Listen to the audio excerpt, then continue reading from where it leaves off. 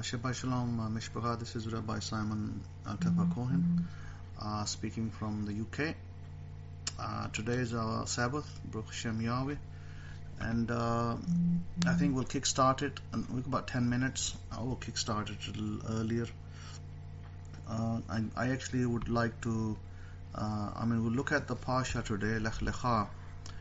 Very, very good Parsha, and this is really the Parsha of our forefather Abraham, who is known to the three religions of major religions of the world today, between Islam, Christianity and Judaism. But not just that, I would even say Hinduism, four religions, because the background from Hinduism isn't very clear for most people, but actually for me it's very clear, because Abraham's ancestors, including Abraham himself, he came from the Indian subcontinent to Turkey, and from Turkey then God called him to Israel, and from Israel we start the pure Judaism. I should say pure Judaism, meaning Judaism that we hardly see today, that Judaism that's probably dead. So that pure Judaism is basically what we have revived, and we've gone back to that Judaism that our father Abraham practiced. We do not practice Judaism that is evident in synagogues around the world today, because it is not the Judaism of our forefathers. The Judaism that's practiced in synagogues today is a Judaism that was invented by Yochanan ben Zakkai, a rabbi in Israel, at the turn of the destruction of the Second Temple. So many people today ignorantly favor that Judaism. They don't realize that even the calendar that today Jews use, the lunar calendar, even that is invented. So that was invented in the 4th century, and Hillel, elder too, who invented that calendar, and that's the calendar that mostly is followed today to keep the festivals. And that's fine. There's nothing, I guess, intrinsically there's nothing wrong with that intrinsically, because you're simply trying to keep the festivals alive by doing the lunar calendar. But again, I favor, we at Forever-Israel, we favor the solar calendar, which is the one that was kept by the communities around the Mediterranean and the communities in Israel, which you probably know about as the Essenes. The Essenes were purists. Those were purist people. They kept a calendar. They kept the scrolls, and that line kind of goes back, way back into the ancient prophets and our ancient forefathers. Because as the lines got corrupted, as we moved forward, and the lines get corrupted, people always cling back and go back to the old lines, which are more pure and less corrupted. So with coronavirus, the situation, just briefly, as you know, the coronavirus situation in Europe is pretty dismal. It's not good. I know in the US there's a lot of cases as well, in different states, different types of cases. But I was reading this morning that a girl in Texas has potentially invented a cure for coronavirus, COVID-19, and I don't know, she got a prize or something, $25,000 prize. Also read that Israel has negotiated a deal with Italy to receive vaccines from Italy in Israel in order to vaccinate people over there. Italy is signed up some deal with some pharmaceuticals. I don't know, billions of doses. I think the figure is a big figure. I don't know if it was 20. I don't know if it was 2 billion doses or more. But anyhow, Israel kind of signed a deal with Italy in the hope that although Europe as a whole is not prepared to give out a vaccine to other countries, but I think Israel managed to negotiate a deal in which the spare capacity will go to Israel, Israel being a small nation. But I want to point out a number of things which are very important for us to understand. Number one, that it is very clear that those people in Israel today, whether they are converts, reverts, or from Sephardic communities or from Middle East communities, whether they are original or whether they are copies. Let's put it this way: whether they are originals or whether they are copies, they're all struggling with the virus. Now, this should be something of interest to all of you to understand that God, in essence, did not promise that Israel would be protected from all diseases. He did promise protection. We do know that. He promised protection for those that keep the Torah. Now, how you take that protection, it depends on you, because you may be like, well, are we going to be protected from diabetes, blood pressure, other diseases today that are happening, like common diseases today? And most of you will agree that majority of the diseases today, like blood pressure, heart attack, diabetes, they are modern diseases. I mean, not that they don't have an ancient tone, but they are kind of modern diseases of the lifestyle that people live today. The fast lifestyle, McDonald's lifestyle, Burger King lifestyle, and those lifestyles bring those diseases more to the front and make you prone more to those diseases. You'll have to agree with me on that. Not that these diseases are not ancient. These diseases are ancient because diabetes is definitely an ancient disease where have fevers and wasting. We call it wasting and thirsting syndrome. The Bible mentions it, by the way. It mentions that a disease of Egypt. Basically, it did exist in Egypt. But having said that, I want to point out two things. Number one, excuse me, I just had a little bit of a cold, just coming out of that. I want to point out two things of interest, and I can tell you about my family, and maybe you can learn from that. My family is a family of the Levites. Right now, and I can tell you in all honesty, that any of members of my family, practicing or otherwise, those practicing Abraham's Judaism or otherwise, that would probably put onus on me more than anybody else. I'm probably the only one who's doing it, because none of my other forebears are doing that. They're doing their different religions that our forefathers adopted as they went along their journeys. But having said that, I definitely have been through several airports since last year, traveling back and forth between the US, UK, and Pakistan and other countries. I was probably traveling through the airports last year or this year in February, when the coronavirus had been pretty active, but nobody knew about it. But I at that time I went through airports. I went through airports now, and I've been in touch with, I have been in contact with people who had the coronavirus inadvertently. I just found out that a nephew in the family, a nephew of mine, has been tested positive with coronavirus. Now, I was not in direct touch with him, but I was in direct touch with his dad. They live together, and his brother, and they live together again. So, but I am so far immune to the disease, and I personally believe I, as a Kohen, will remain immune to the disease. I don't have. I've been through hot spots, and as a Kohen, I have my personal belief so far. What I've seen is that COVID-19 will not be able to affect a pure Kohanim. Pure Kohanim I'm talking about. I'm not talking about the fake ones. The fake ones are being affected in Israel, by the way.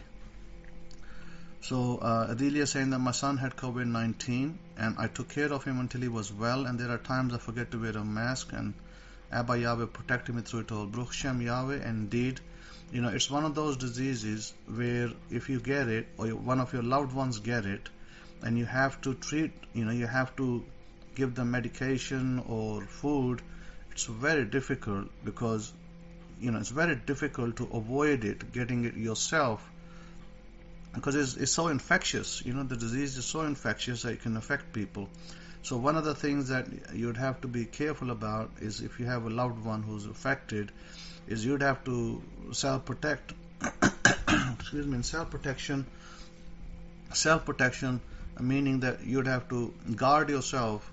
And I am of the, call me old-fashioned, I am of the belief that if you have taken the Torah upon yourself, Yahweh's Torah, taken it upon yourself, then there is a certain level of protection that will be given to you by the God of Israel. That's my personal belief.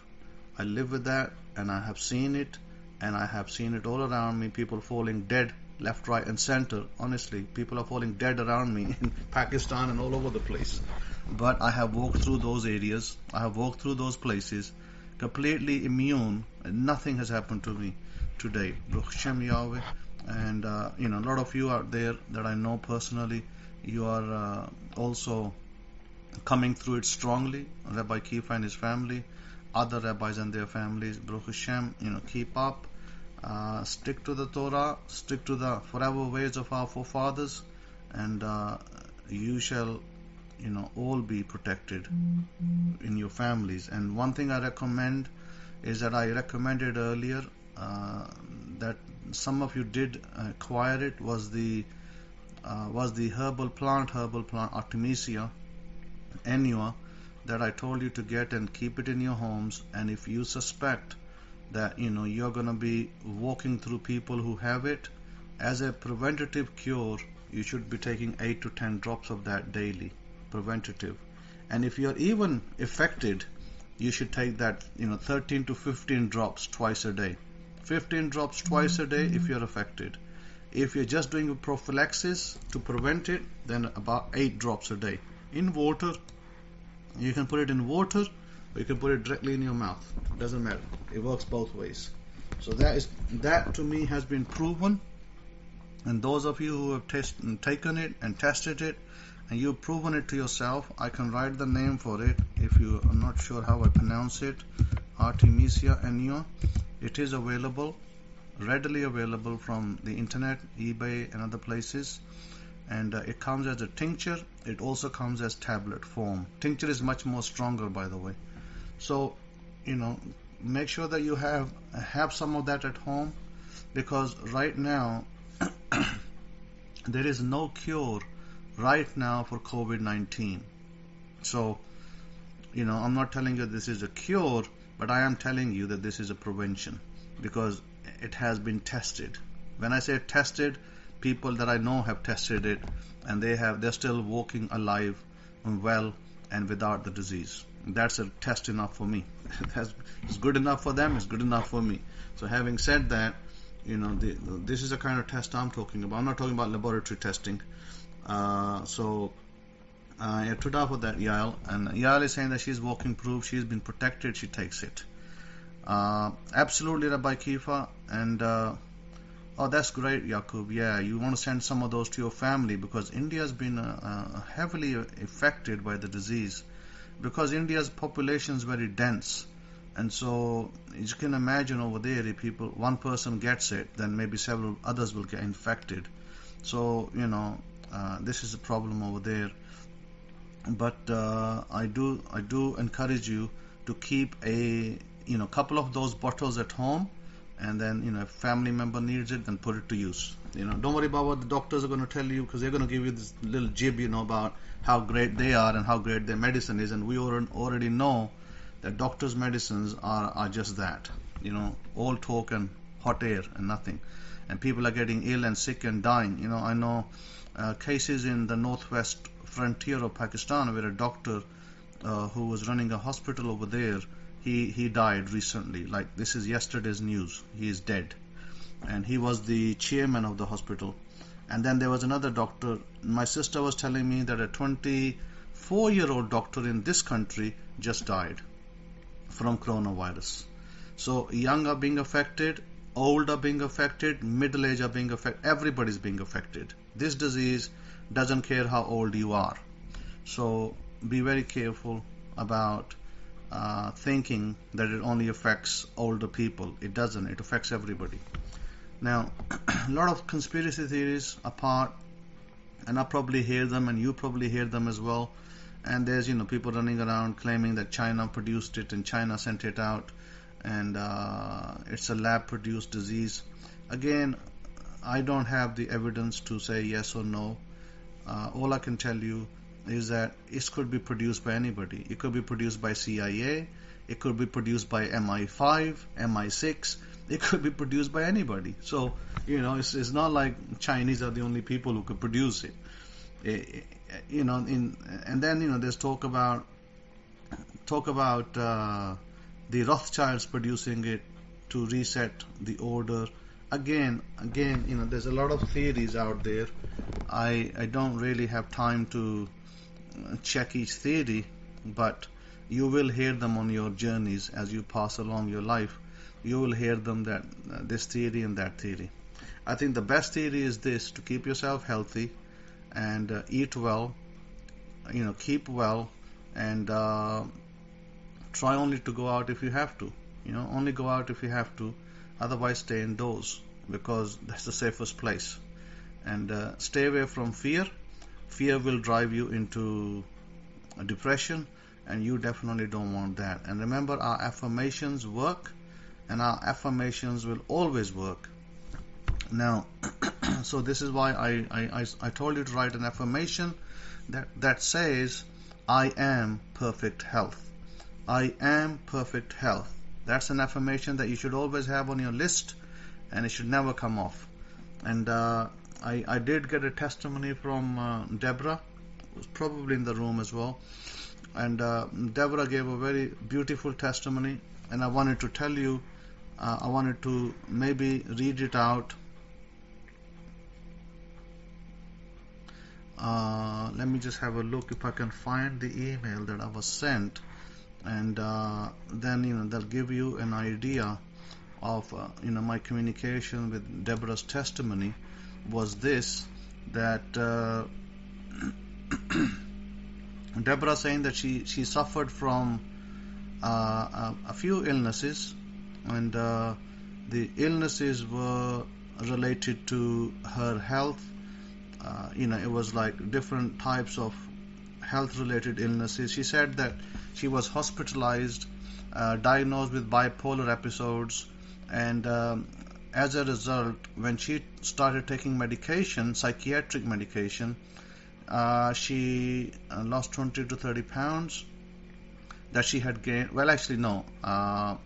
She was actually gaining weight from the psychiatric medication of about 30 pounds. And she said her weight had gone up extremely on the medication that she was put on, and then she had to have those to sleep and to balance her life, and that caused her to gain 30 pounds of weight. And she was having side effects to her liver, kidneys, and other places of her body, which caused her to be hospitalized since 2011. And she said that after that she came to me recently, I guess, maybe I'd say as recent as earlier this year, and it's not been long since she came in. Maybe we're talking about 7-8 months, and I gave her certain remedies and formulas that I asked her to do, that would help her episodes, and that would help her in her bipolar issues and other issues she was having. So she said that once she started to put herself on those affirmations and those remedies, that things started to improve. She started to lose weight that she had gained. She came off the medication, and she slowly, now by the way, this didn't happen instantly. This happened slowly. If you're on really hard medications, you can't just come off them, because you're going to get side effects. You're going to get withdrawal symptoms. So she was able to slowly wean herself off the medications that were really hard. These are like hard, like antidepressants and all sorts of other ones. And so she slowly, over time, over the several months, She's able to wean herself off completely. She is now in a better health than she was 2 years ago, and she's really happy. And one of the things that she attributes, is that she said, give me a second, I've got a door. Let me just open the door. I'll be back in a minute.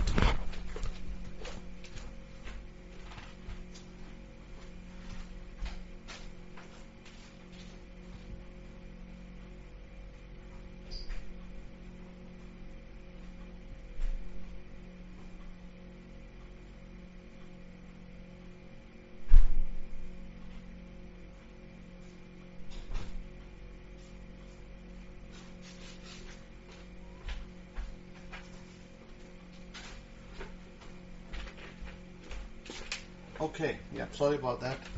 I think it was a postman, at the door. So what I was saying is that I have to treat each individual person individually and slowly, because everybody's different. So I have to go through individual people with individual cases, case by case, and then I can bring you to your whole body. So Deborah is a classical case. So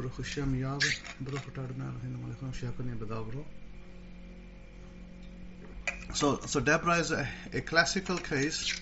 Apart from Deborah, I also dealt with Yael. I mean, she's in the room as well, and she also was suffering at one time from difficulties, from real hard medication that was affecting her body in different ways, burning of the skin, pain, and all sorts of other things.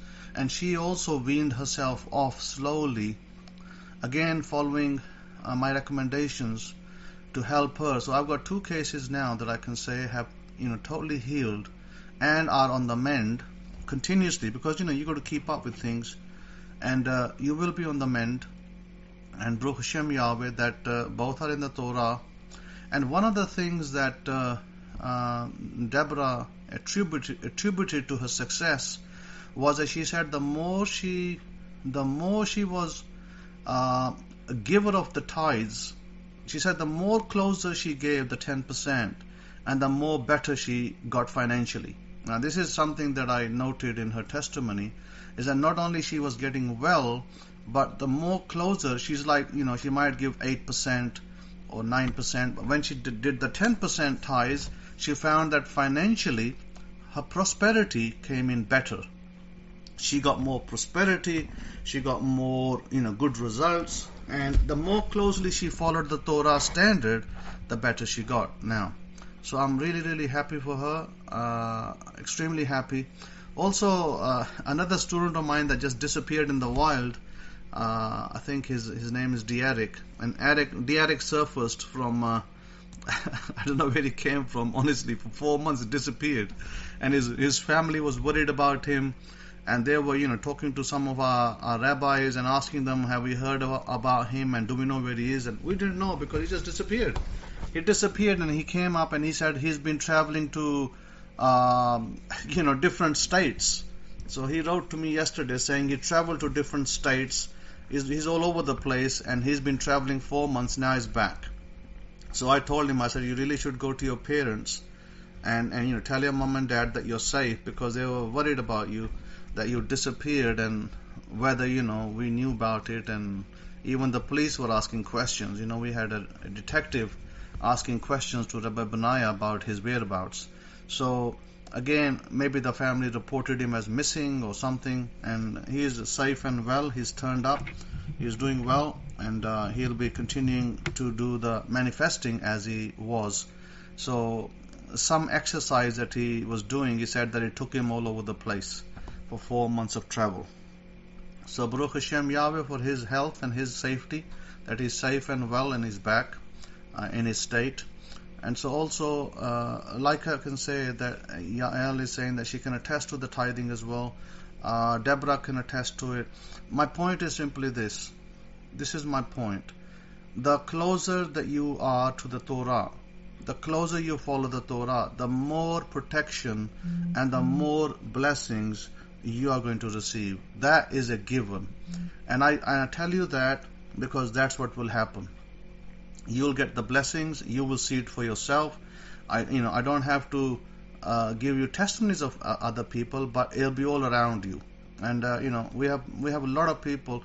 I have a lot of students who are experiencing blessings in their life. Let me tell you one other testimony which I thought is kind of relevant. There is a Muslim girl in Pakistan, and I gave her a little help.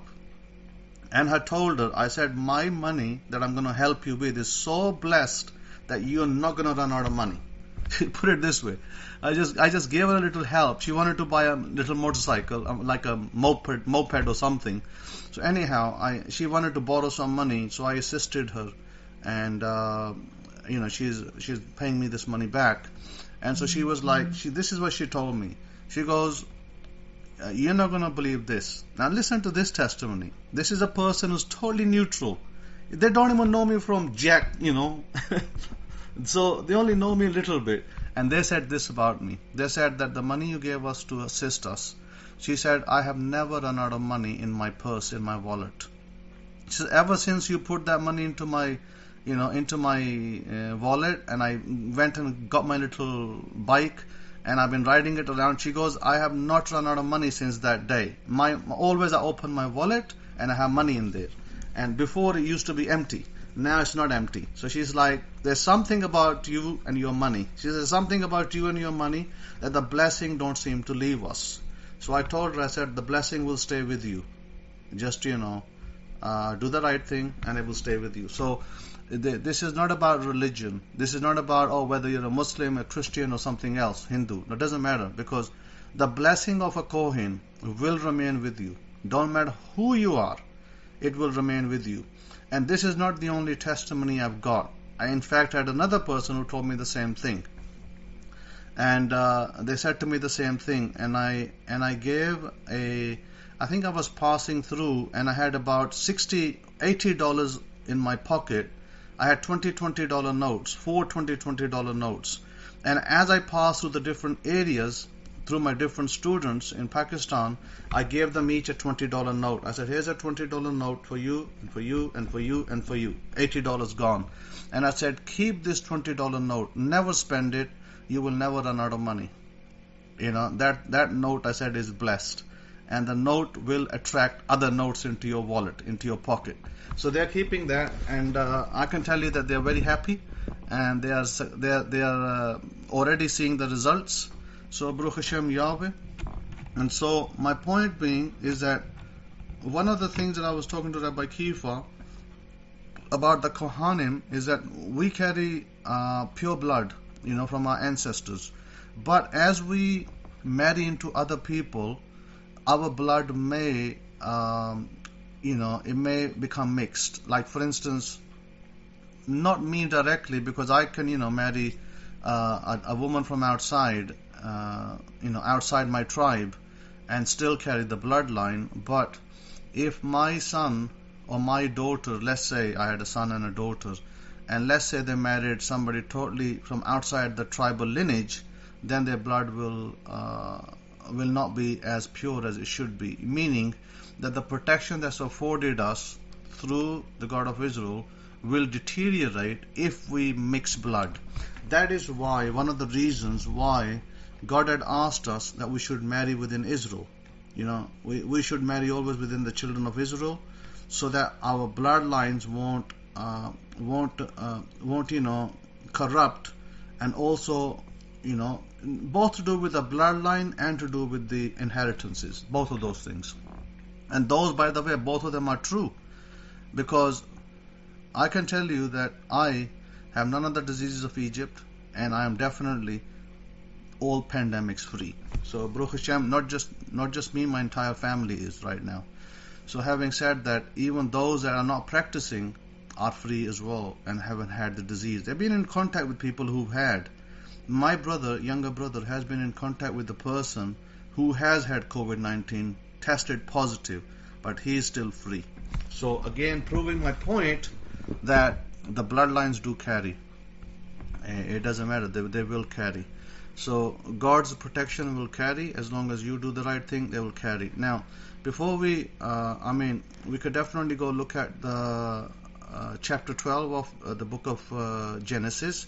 And now Yahweh had said to Abraham, get out of your country, from your native country, and from your Abba's Beit, to a land that I will show you.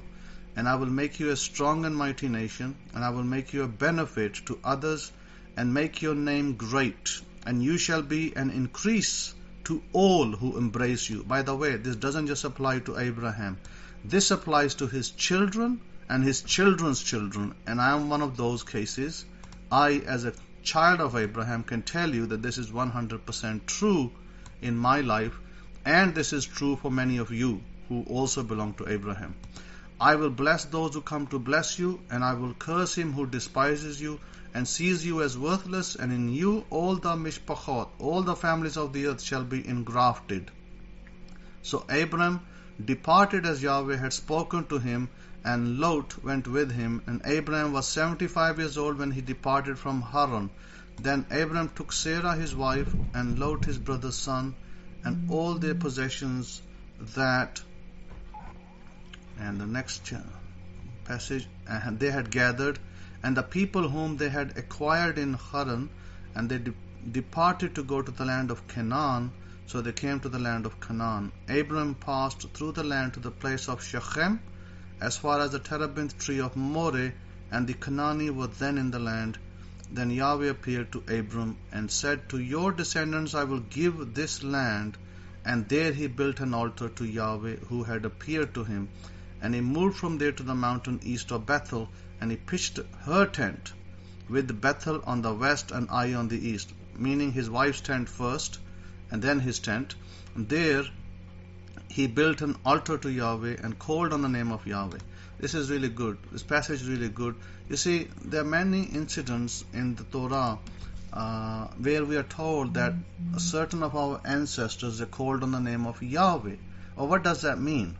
You see, to most people it's like some kind of ritual worship, you stand there and maybe some other people stand with you, you do that. No, this is not that. Whenever it says that he called on the name of Yahweh, it simply means that Abraham had established an altar. Remember, an altar is based on the earth.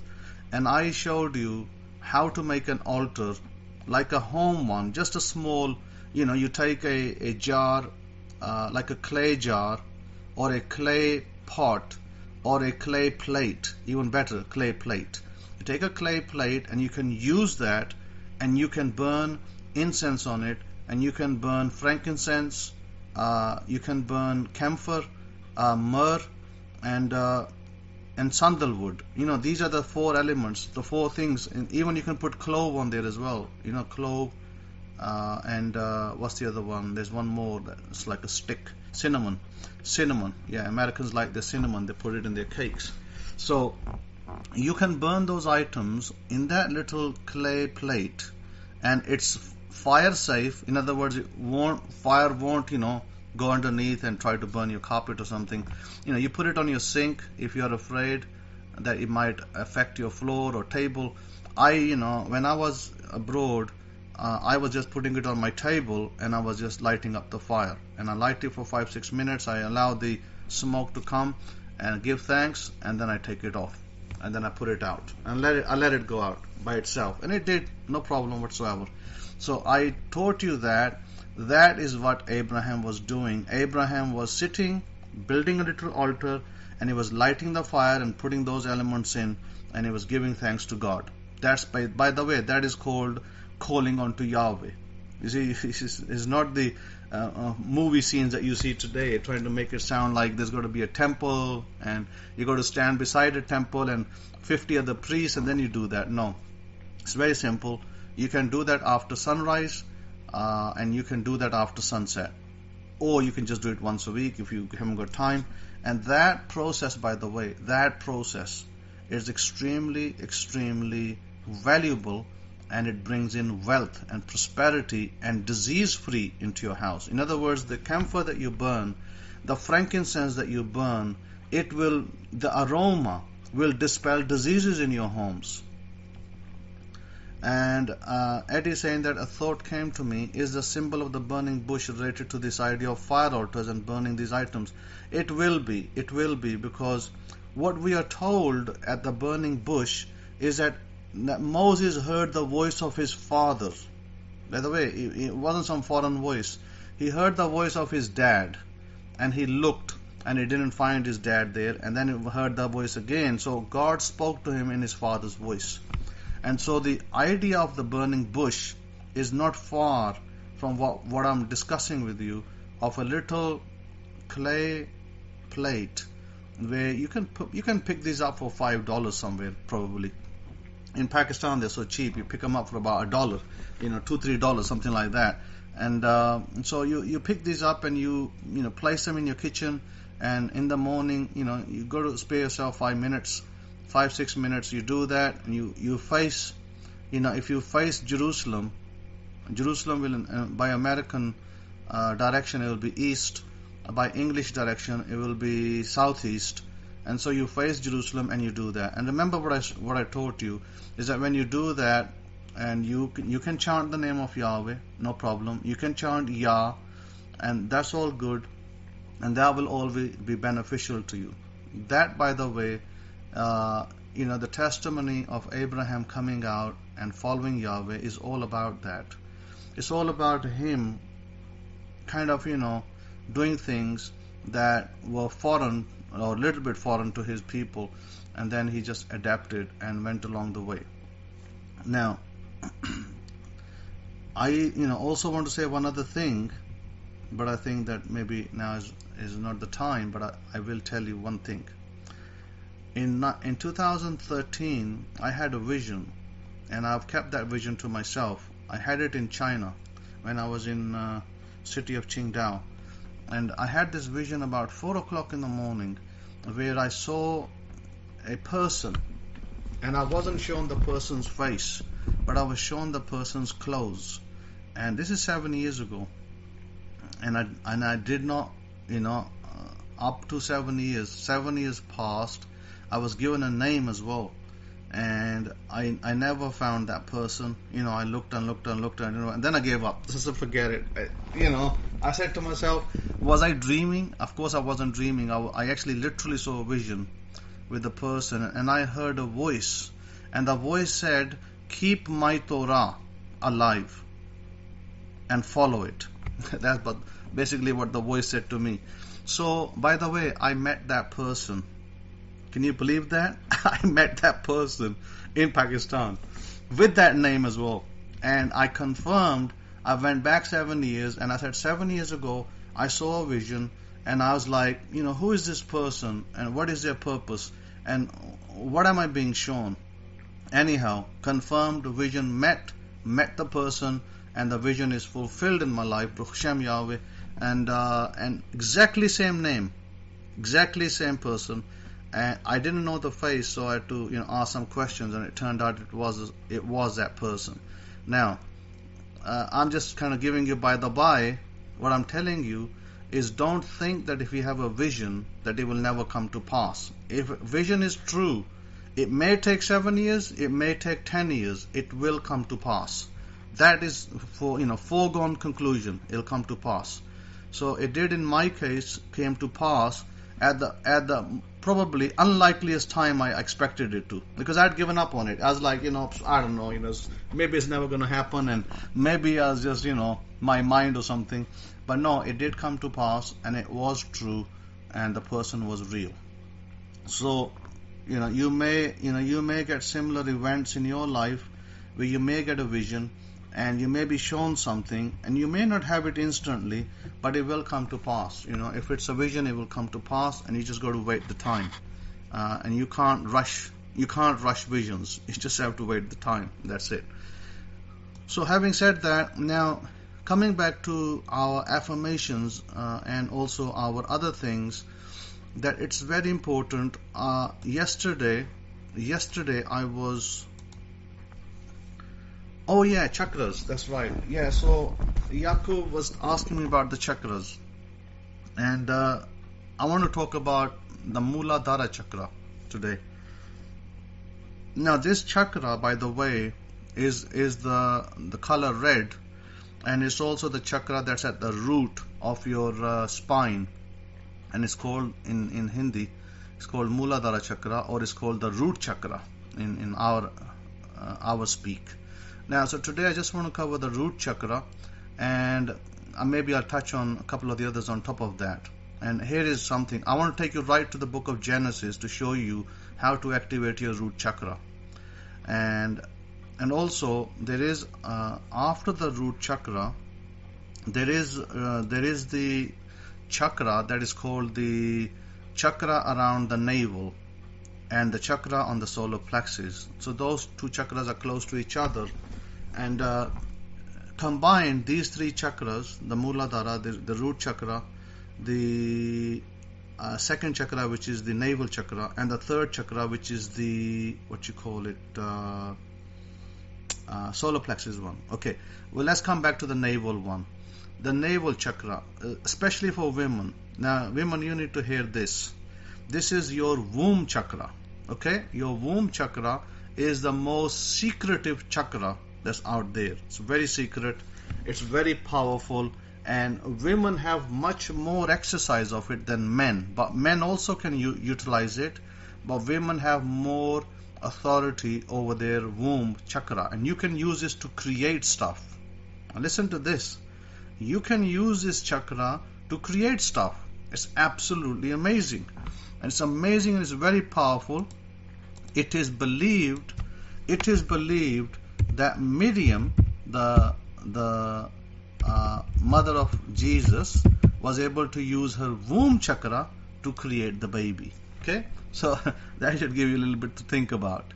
So this is why I say that it's important to understand that this is not just a airy-fairy concept.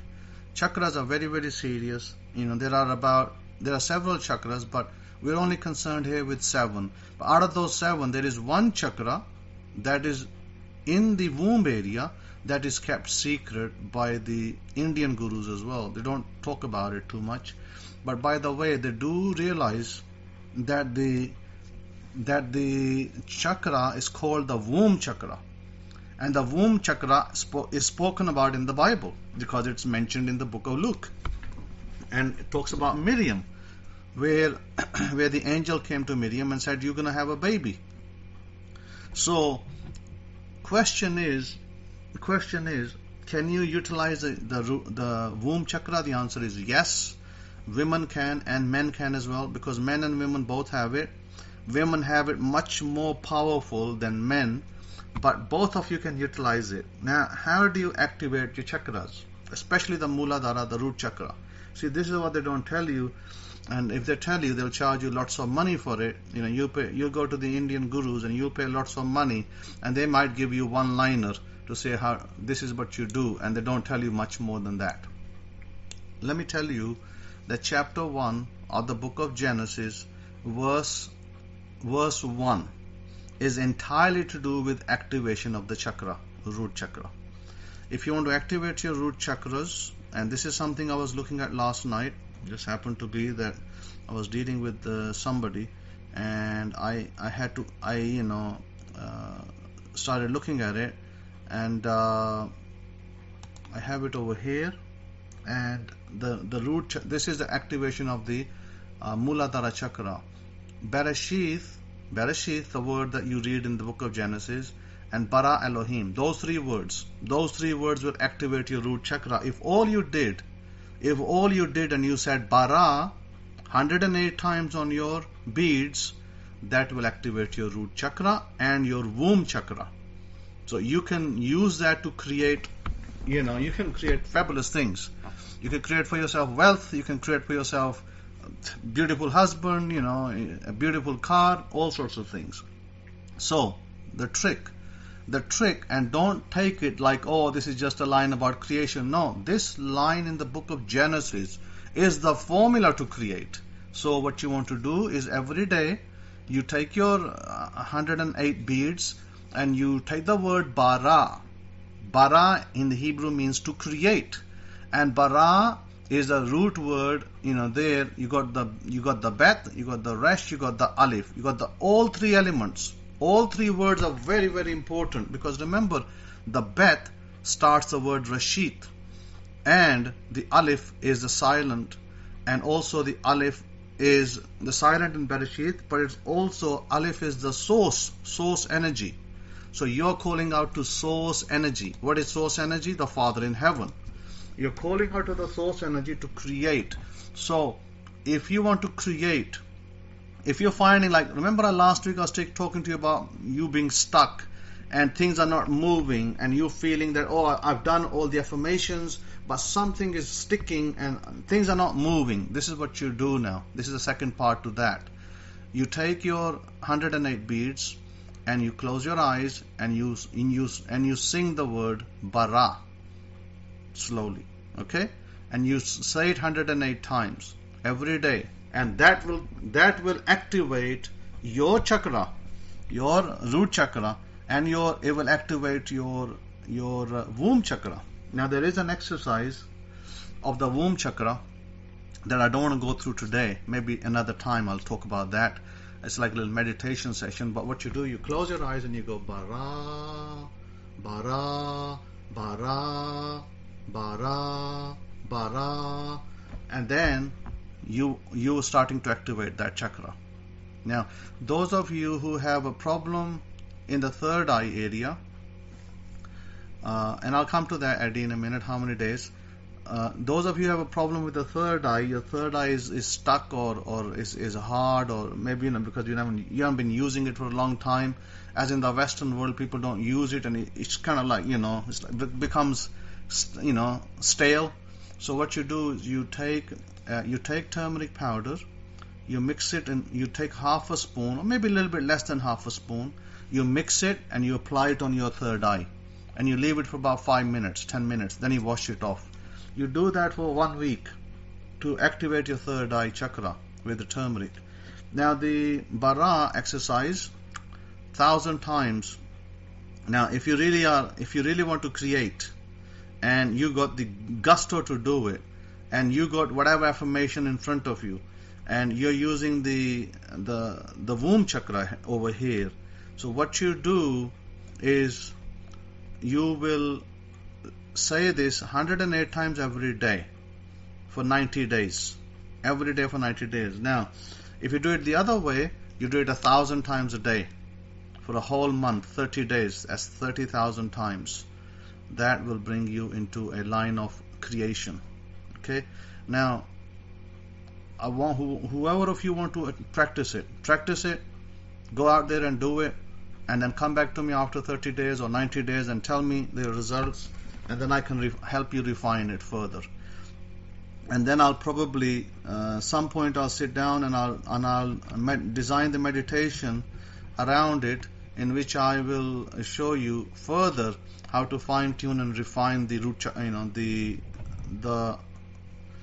the womb chakra, which is absolutely powerful.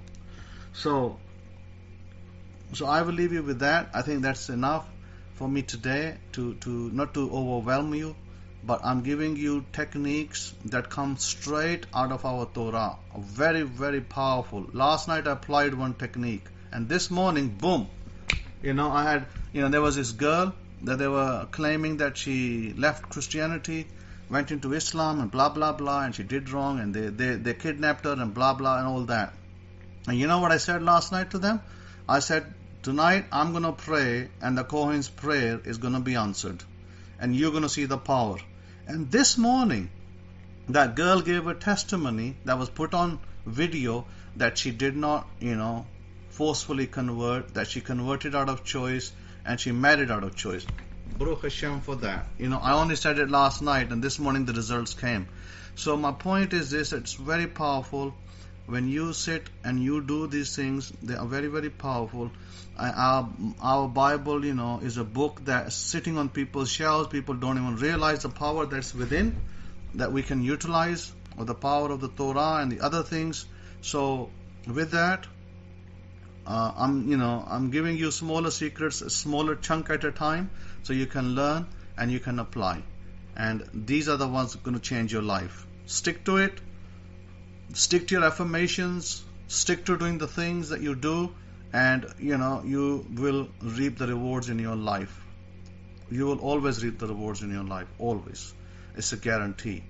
And those of you who've been with me, you've been with me a while, and you have seen blessings in your life, and you will continue to see blessings. Continue to see blessings and favor, and Baruch Hashem Yahweh for that we are here together, and that we can serve and we can magnify the name of Yahweh. Baruch Hashem. Have a great Shabbat, and over to Rabbi Kefa.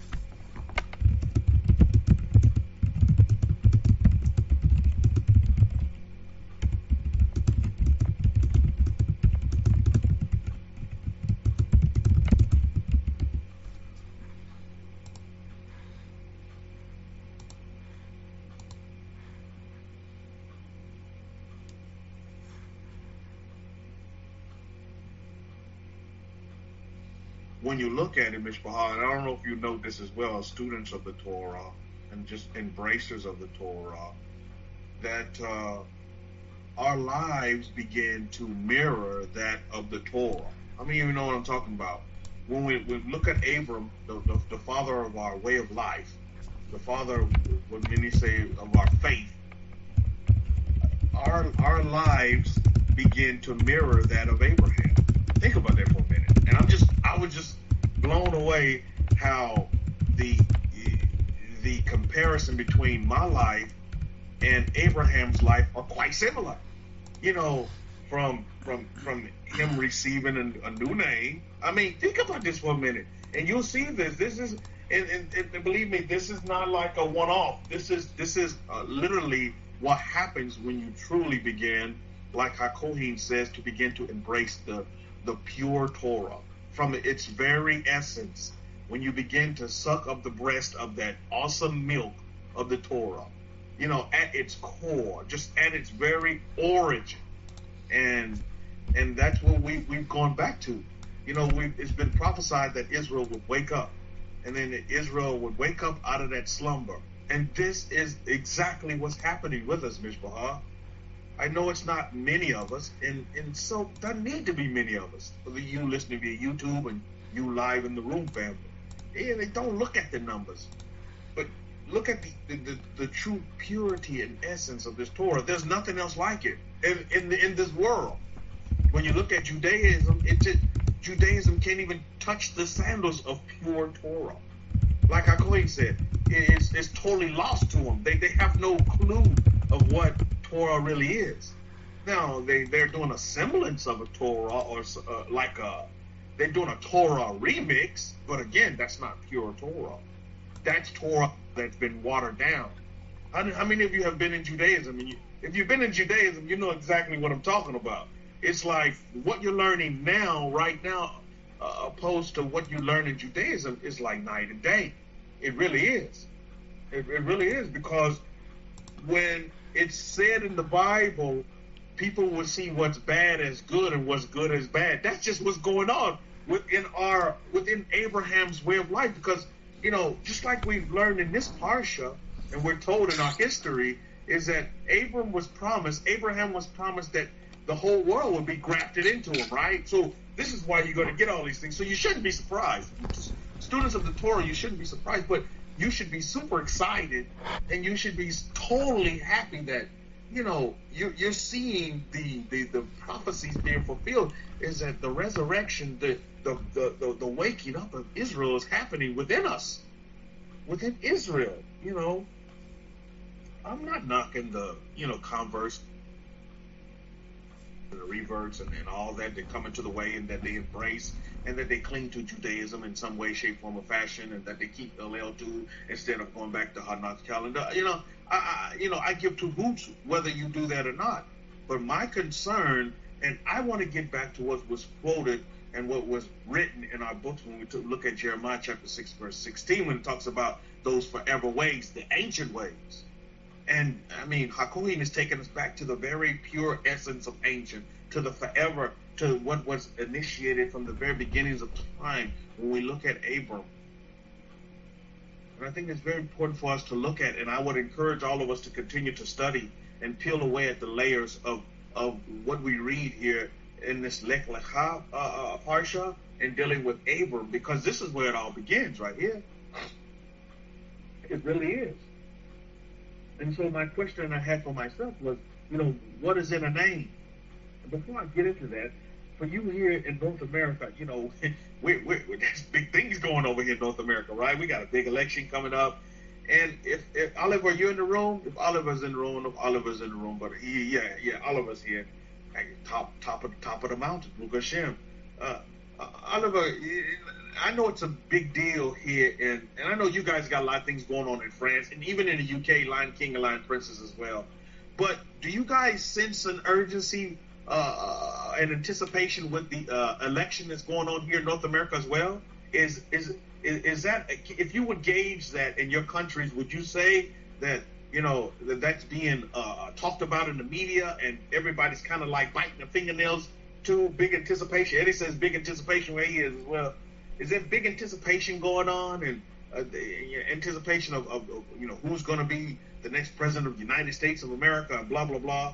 Oliver says big anticipation here too. Okay, yeah. So it's not just a North American thing. For those of us who may have this bubble mentality, that I would encourage you to please bust that bubble of being in bubble mentality where you just only see North America. I'm looking at a map. And I'm making a point to make sure that my 1-year-old Nakshan looks at a map of the world every day. We come into the study and we look at a map of the world. And Nakshan will point to different areas and regions of the world, because from an early age I want Nakshan to understand that the world is bigger than just North America. The whole world is his. He has dominion over this whole world. And off the subject real quick, I was watching RTTV the other day, and they were doing a documentary on black people who left America and moved to Russia during the time of the lynchings and all that going on in the 60s. Black people migrated to Russia. How many of you knew that? My goodness. That really opened my eyes to the broader and bigger picture of a bigger world. And, black people in Russia, and they migrated and they mixed in and they showed pictures of their families. I thought that was awesome. You probably can still find it on RTTV. You should watch that documentary. It's really, really good. And they talk about, the black people in Russia, Baruch Hashem. And they migrated over there during a time when here in North America, it was, black people were seen in law books written as lesser than a cow. And so people, took the courage to pack up their things and move to Russia, out of all places. Baruch Hashem. I say Baruch Hashem. And so that's going to tie into the lecture today as well. But it's very important that we see this, and pure Torah will only manifest itself in those people in its purest form by doing what?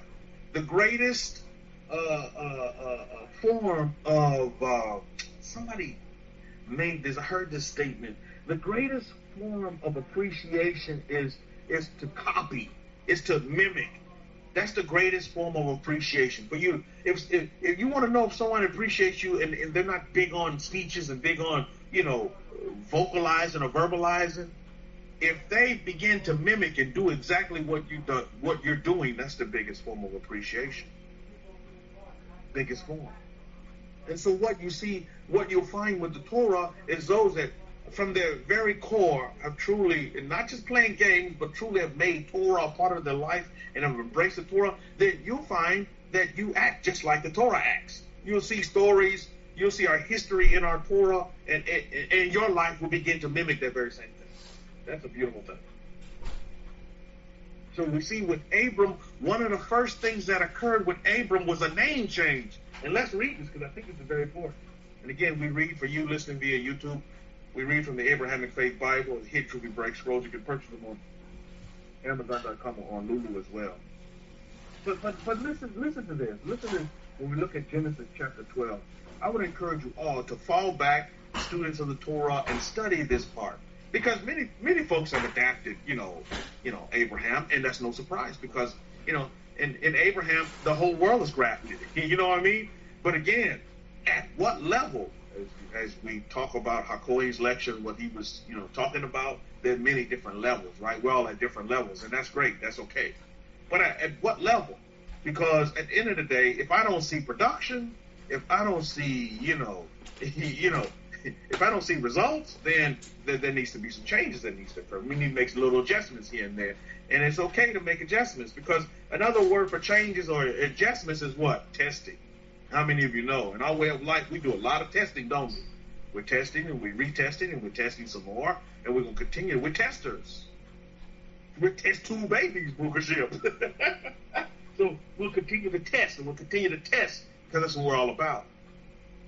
Until you hit that sweet spot to where you're happy and you're at peace with where you are, then you don't have to test anymore. Then you'll move on to the next mission, the next phase. You see, Deborah says, one of my closest Christian friends is now open to hearing about my faith, because she sees all of the benefits that the Torah living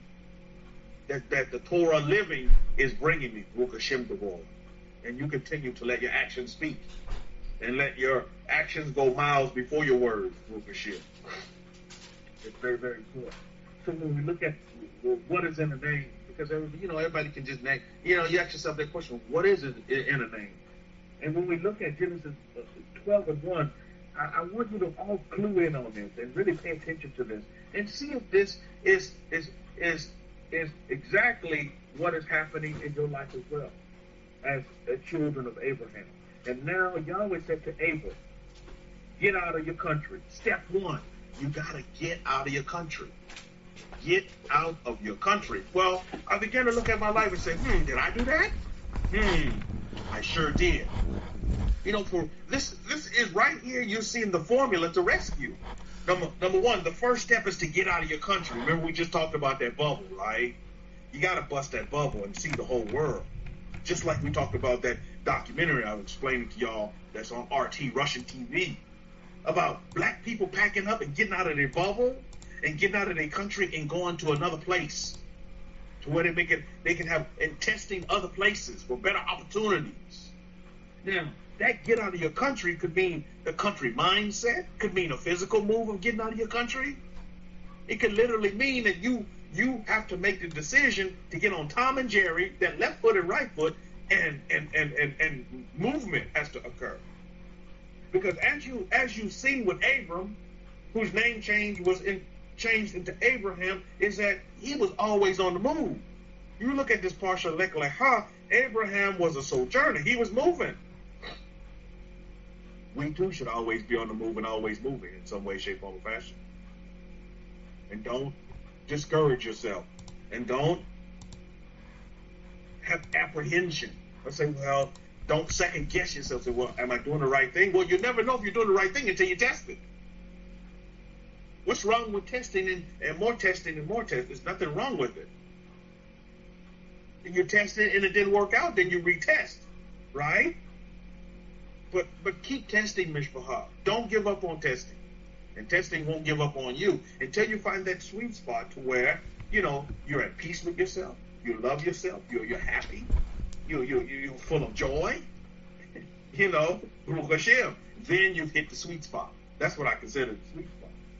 So now Yahweh said to Abram, get out of your country. That's a big step for a lot of folks. I know here with the family, Hakoin has been telling a lot of folks, hey, you got to get out of your state. You got to get out of your city. And he's been forewarning folks time and time again. Get out of your state. Get out of your city. Make a change. Make some movement. You see, the blessings can't come unless movement is. There has to be movement. Blessings can't come in a stagnated environment. All you get there is just nasty water. But the best water you want to drink from is water that flows, right? continuous flow, because that water is kept clean because it's always flowing. You get it? Do you see the analogy? Spring water is some of the best water. And a lot of folks are selling bottled water and putting spring somewhere in there. And, you know, they just taking the water from the toilet. But as soon as you see spring, you're like, oh, this spring water. This is probably some of the best water. This is the best water I'm going to ever drink in my life. Because it's coming from spring water. Spring water is always moving. It's not stagnant. Get out of your country. Movement. Movement. You got to make a choice to move. You have to choose to want to move. You can't be stagnant. Now, that movement could come in the form of a physical move. Well, some of you might be saying, well, Rabbi Kefa telling me I need to pack my bags. No, I'm not saying that. But some folks, you may need to pack your bags and move to Beverly. Well, next thing you know, Jed's a millionaire. King folks said, Jet, move away from there. They said California is the place you ought to be. So they loaded up the truck and they moved to Beverly. I mean, remember that one? I used to love to watch the Clampets. Because these are some old poor, these are some of the old dirt poor. You want to find people. One day they out there hunting for some food, and what happens? Boom, he's trying to shoot a rabbit or something, and he ends up striking black gold, oil. I tell you how Kohen, that is one of the best. It was one of the best sitcoms that was out there during my day coming up. I tell you, I used to love to watch the Clampets because they went from the Beverly Hillbillies to Beverly Hills living. How many of you remember that? Rabbi Zakaria remembers that. You got to be old school to remember that. You got to be old school. But that's just what happens. So some folks are going to have to make a physical move. You're going to have to get up and move. And it may seem unnatural, you know, it may not seem logical, but who in here resides and puts all their weight on logic? I don't. But I'm going to test it. I'm going to test it. So Abram had to get out of his country. Pay attention to this formula, Mishpah. There has to be some movement involved. You want to be successful? You want to make a name for yourself? Because my question to you is, what is in a name? Can anybody answer that question in their own opinion? What's in a name? What is in a name? Think about that for a minute. What is in a name? So the first thing you have to do is get out of your country. From your native country. Oh, well, I always grew up here. I tell you, I have a lot of family members that still think like that. I'm in Louisiana, born in Louisiana, I'm going to die in Louisiana. Louisiana is just all there is to it. No, you got to bust the bubble and see the bigger world. My colleague told me the same thing. He said, Kefa, you want a wife, you got to look to the east. I'm like, what, east of San Antonio? The east side of San Antonio? No, but because I wasn't in a bubble. Then he specifically, you see China. I was like, my goodness. What, Chinatown, San Francisco? Chinatown in Houston, Texas? But because I was able to bust that bubble and make the decision, look, I'm going to get on a plane to China. And I'm gonna find me a wife in China. That's gonna, and again, I had to make a move from my native country. Many people thought I was crazy within my family. What the hell you need to go to China for? Friends too. China's a communist country. You're not afraid of what's going to happen to you? Why you want to leave America? America very safe. Why you want to get on a plane? That plane, you're on a plane a long time and it could crash. You see where we're going? This is all the voices that I was hearing around. But I didn't allow that to stop me. Now parallel that with Abraham. Abram is told to leave his country. He's told to leave his native country, to get out of your country. Get out! Some of us need to understand that is that we need to have the mindset of getting out. Kick out that old country thinking. Kick out that old country mentality. Oh, you're never going to be nothing. You're black, and you're cursed because you're black. You're brown, and you're in between, so both sides don't like you, and blah, blah, blah. You go down the rabbit hole. It just, you know how it goes, man. Get out of that country, out of your country's kind of thinking and thought process. maybe even physically move out of your country, from your native country, from your arms bank, from your arms house. Wow. A lot of folks still have that house mentality. How many of you have friends, family members, and loved ones with the house mentality? Oh, I can't leave mama. You know, you under mama, you under daddy, and you don't have that. You have that house mentality. I'm never leaving this house. This is my refuge. This is where I'm safe at. I'm not going to get out here and wander.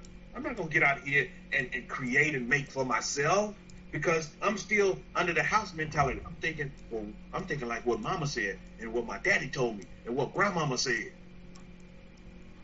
Oh, sometimes you must break those chains. You must break those chains, Miss Bahab. What's in the name? Well, I'll tell you, a lot's in the name. But you got to claim it. And it takes momentum. It takes movement. It takes action. And majority of the time, it's going to be some tough action that you're going to have to do. It's going to require you to put in some physical work. It's going to require you to gird up your loins and be strong and be strengthened and go out and conquer and do those things that, you know, maybe even yourself is telling you you can't do. Your mind is telling you. Your ego is telling you, oh, you can't do that. You start to rationalize things within yourself. Oh, there is no way that that's going to work. How you think you're going to do that? Don't worry about the how. It's done. Dara said, I'm scripting and preparing for a move to a new apartment with a balcony and a washer and dryer in the apartment. I was told that the waiting list is already filled and all the applications for the next summer. But I'm Israel, and I know that Yahweh has an apartment waiting for me there, Baruch Hashem. Indeed, Master Yahweh, powers of Israel, has that apartment already waiting for you. Dara, just reel that apartment in, just how you want it, just to your specifications, Baruch Hashem. Because just like Abram, you got to get out of your country. You got to get out of that apartment. You got to get out. You got to get out. And then the Most High said, what? To a land that I will show you. I mean, Abram didn't even know where he was going. I mean, I knew China, but I didn't know where in China I was going, but I knew I was going. And I was making plans to go. You got to make plans. Mishpahah, we have to be great. I only have one plan. I have to have a plan A, B, C, D, E, F to the Z. Baruch Hashem. You have to have plans. Baruch Hashem. To a land that I will show you. You see, I tell you what, when we begin to understand, like we are, how powerful we are within ourselves, how powerful we are, how powerful our minds are, how powerful we are as individual human beings, because religions prey on that. I was watching, again, some more commercials on these freaking, say this and the blood of Jesus, and the only thing that's going to stop COVID is the blood of Jesus. And I'm like, what the hell? But I was like, wow, look how powerful these men, these priests and these pastors, they use these words. And people believe in these words based upon how powerful. I was like, man, the mind sure is powerful. But at the same time, the mind can be manipulated in such a way. And religions prey on mind manipulation, don't they? At the end of the day, that's all it is. Because at the end of the day, where is the power? The power is within the individual to believe on whatever they want to believe in. Believe on the blood of Jesus, believe on the Jesus, believe that they have all the capacity to do whatever they want within themselves. So when you examine this at just the ground, at the basics level, when you get to the grits and the greens, the power is within human beings. But again, what does religions do? They prey on that. And people people that do understand, that's what they do. And they divert that power into the power of the individual has it within themselves to believe on something outside of themselves. And thus they're always, dependent instead of being independent. I'm like, wow, What a big scam, right? It's a major scam that's being played on a lot of people. Manipulation at its max, right? It's just mind control. You know, you're getting fed this stuff so much when you start to just believe it. But in believing it, you never realize, because you don't understand it. Okay, you test it and it's not working for you, so then you might want to go out and test something else. You might want to leave that house and get into another house. But again, it's just one big dog and pony show. It's a big circus. But a lot of folks can't see right through it. They cannot see through it. They cannot. Because they're blinded. Just like we're told in our books. So a lot of folks are blinded. You can see, but you're blind. You see?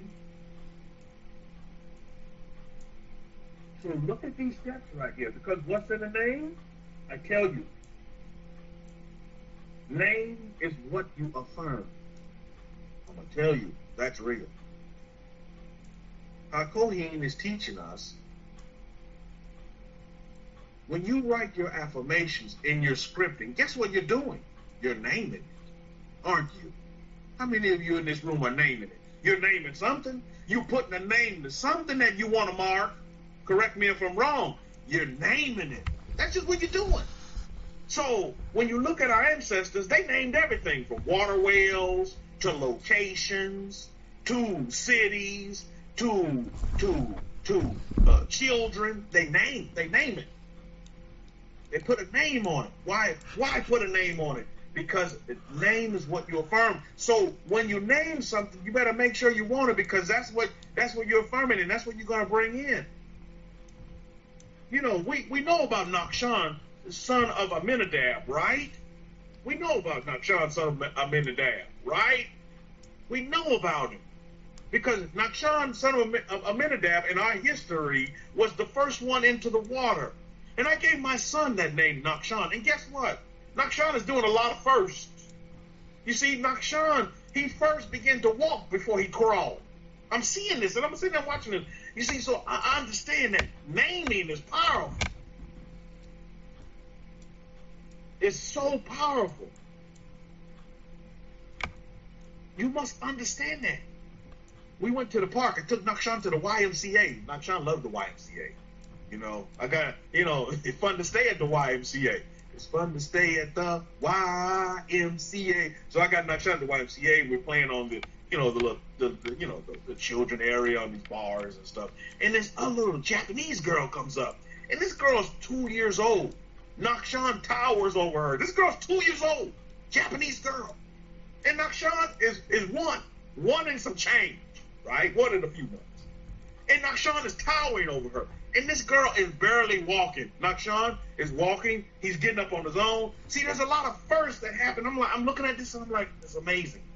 Yet at the same time, I understand that there's power. Well, you see, what's in a name? A name is what you affirm. And Nachshon is going to do a lot of firsts in his life. I'm starting to see that already. He's going to be the first to do a lot of things, Mr. What's in the name? Well, you name it. You name it. You're affirming. That's just what you're doing. You're naming it. When you're making your marks that you're gonna meet, guess what you're doing? You're naming it. You're naming that car. You're naming that house. You're naming that husband. You're naming that wife. You're naming that job, right? You're naming it. Name is important. What's in the name? Everything is in the name. Your affirming is in the name. You name it, you claim it. So guard yourself on what you name, because that's what you're going to claim. I'd be remiss to say this as well. Make sure you're here in North America. We're going to set our clocks back tonight before we go to bed, 1 hour, falling back. Get 1 more hour of sleep. Don't forget, FYI, for you here in North America, falling back. Fall back, set your clocks back 1 hour before you go to bed. You name it, you claim it, Mishpachah. Mishpachah, family, tell me right now, keyboard warriors, tell me right now, what are you naming? What are you naming? I want you to text in right now, what are you naming for yourself? You name it. What's in the name? Everything's in the name, Mishpah. I submit to you. Everything is in the name. You know, Judaism will say, well, naming is the character. Oh, it's deeper than character. Character is just the surface. Naming is actually the action of it. Anybody naming anything this day? Anybody naming a job? Anybody naming a monetary figure? Anybody naming a business? What are you naming this day? Name it, and it's going to be yours. Name it. Be specific. Claim it. You name it, and you'll claim it. Christians like to go around, I hear it all the time in Walmart. Ooh, child, I claim that. Name it, and then you claim it. How do you claim it? In your affirming, in your visualization. You see, they see claiming on the surface. They're just tasting a little, they just get little dribbles of claiming. We know how to claim it. We know how, with the why statement, to make, why do I have why does Dara have a Honda CR-V paid in full, Dara? Make sure you add that part on there, Dara, because you don't want to pay a car note, right? So why does Dara have a Honda CR-V paid in full? Baruch Hashem. Why is Dara driving a Honda CR-V that is paid in full? Baruch Hashem. Don't worry about the how. Bring it right to you with the why. I tell you, you got to get the book Bullseye. Bullseye, I mean, majority of that book, you know, it explains that, you know, in the testing that has occurred thus far, that the why is just is the homemaker. The why will bring it in. The why statements. The why affirming. Why did I name my son Nakshan? Because Nakshan was the first. And Nakshan, in my life, is my firstborn son. He's the first son that I ever had. Baruch Hashem. He's a lot of first to me. And he's going to do a lot of first. Baruch Hashem.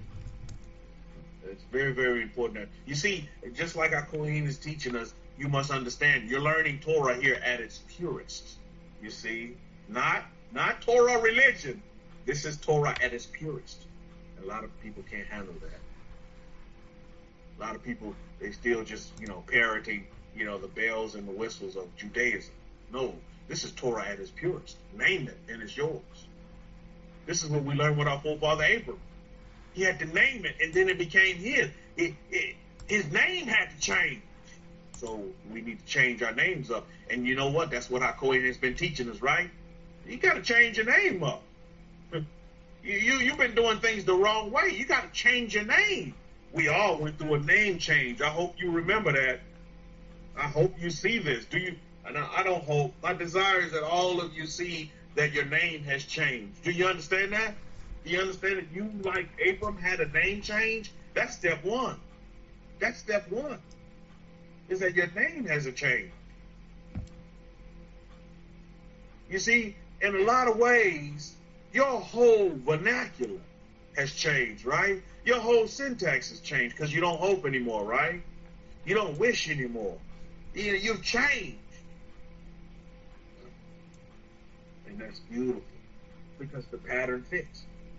The pattern fits. And Yahweh said to Abram, get out of your country, from your native country, and your Ab's bank. You got to leave mom and daddy's house, Mishpah. Physically. I guess, that's what Derek did. he physically left mom and daddy's house. He took that one literally, right? He left mom and daddy's house and he went traveling. He was a sojourner. I guarantee you, he probably learned a lot of great lessons in his travels for 4 months.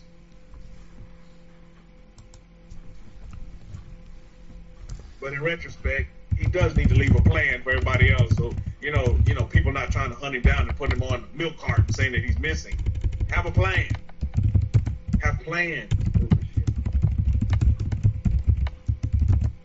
So we need to get out of that mentality of mama's house, daddy's house, and begin to erect and build our own houses.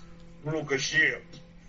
see, Hakohi said he sure did. He was in Hawaii and other states missing in action for 4 months after he did some ritual I gave him. He went out there and gained a whole lot of experience that he would have never gained being under mama and daddy's house. You see, you have to leave mama and daddy's house. That's just the nature of it. But yet, I guarantee you, some of you know grown men and women who still have the mentality of mama and daddy's house. Grown men and women who have yet to mature and get out there and testing and make it for themselves and make marks for themselves and meet those marks and getting out there that's naming stuff and claiming stuff for themselves. And until you get into the very purest of the faith of Abraham, then you're not there. You're just scratching the surface. This is where Hakohi come in, Bashir, to really give us guidance and direction and instruction. You see, Torah goes on to say in Genesis 12:2, and I will make you a strong and mighty nation, and I will make you a benefit to others and make your name great. How many of you want a great name? Abraham is a great name. How many of you want a great name? I see people, in stores and stuff, and they'll have the name Abraham. And I tell them, I say, you have a powerful name. I see a lot of folks here in San Antonio, their name is Isaac. I tell them, you have a powerful name. You really have a powerful name. And they sit there and look at me like I'm crazy, but in a happy way, because they're like, wow, nobody ever told me that before. Your name is powerful. You want your name to be great and powerful. You don't want your name to be, negative. Change your name, Mishpachah. Some of you, maybe you need to consider changing your name. But some of you, that name changes in the form of your vernacular, how you speak, what words you do say. Because all of you know in this room and listen to me on YouTube, the words have tremendous power, right? Tremendous power. Careful what you say. Careful how you say it. This is why the book Bullseye is awesome, written by Hakohi, Rabbi Simon Altad, because it gives us guidance on how we need to say things to be effective and to get results, right? And he said, at the end of the day, I want results. I want to be effective and I want results. So how do I need to say it? Well, then you need to put the why in there. You need to make why statements to the positive, to whatever you want to mark. And it's good to always throw in paid in full for that house, paid in full for that car, paid in full for whatever you have to put a payment on, because you don't want to make no payments. You want to pay it in full. Learn that from Hakohi's experiences. Put the paid in full on that part. Add that in there as well into your why statement. Whatever you design for yourself that requires a payment. Very important that you do that. See, you want your name great. You want a great name. You don't want a name that's negative. And you shall be at an increase to all who embrace you. Believe me, there's going to be folks that want to come around you, like some have attested to already. Not because of they're out there promoting their religion or their way of life or whatever they want to call it. They just living, and folks like it. I like the way you live. Will you be my friend? I like the way you live. Can I talk to you? Sure, you can talk to me. Genesis 12:3. I will bless those who come to bless you, and I will curse him who despises you and sees you as worthless. And in you, all the mishpachot, all the families of the earth shall be engrafted. We just talked about that earlier. Now we're reading it from our history, from our books, from our Torah. So who out there has time to discriminate against? Abraham is engrafted in all the families of the earth. Can't discriminate against.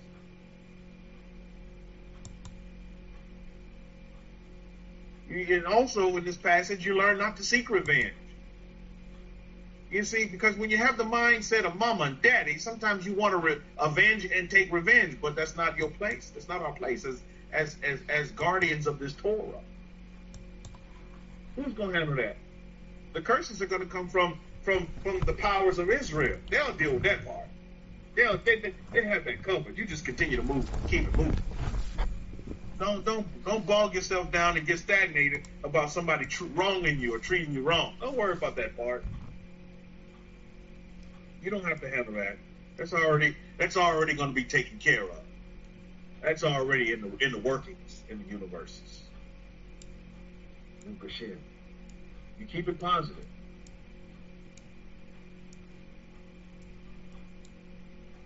Well, Rabbi, they call me worthless. My mama said I'm worthless. My grandmama said my husband calls me worthless all the time. Blah blah blah. Well, that's not you. Who do you say that you are? How do you name yourself opposed to who's naming you? You see? How do you name yourself? How are you naming yourself?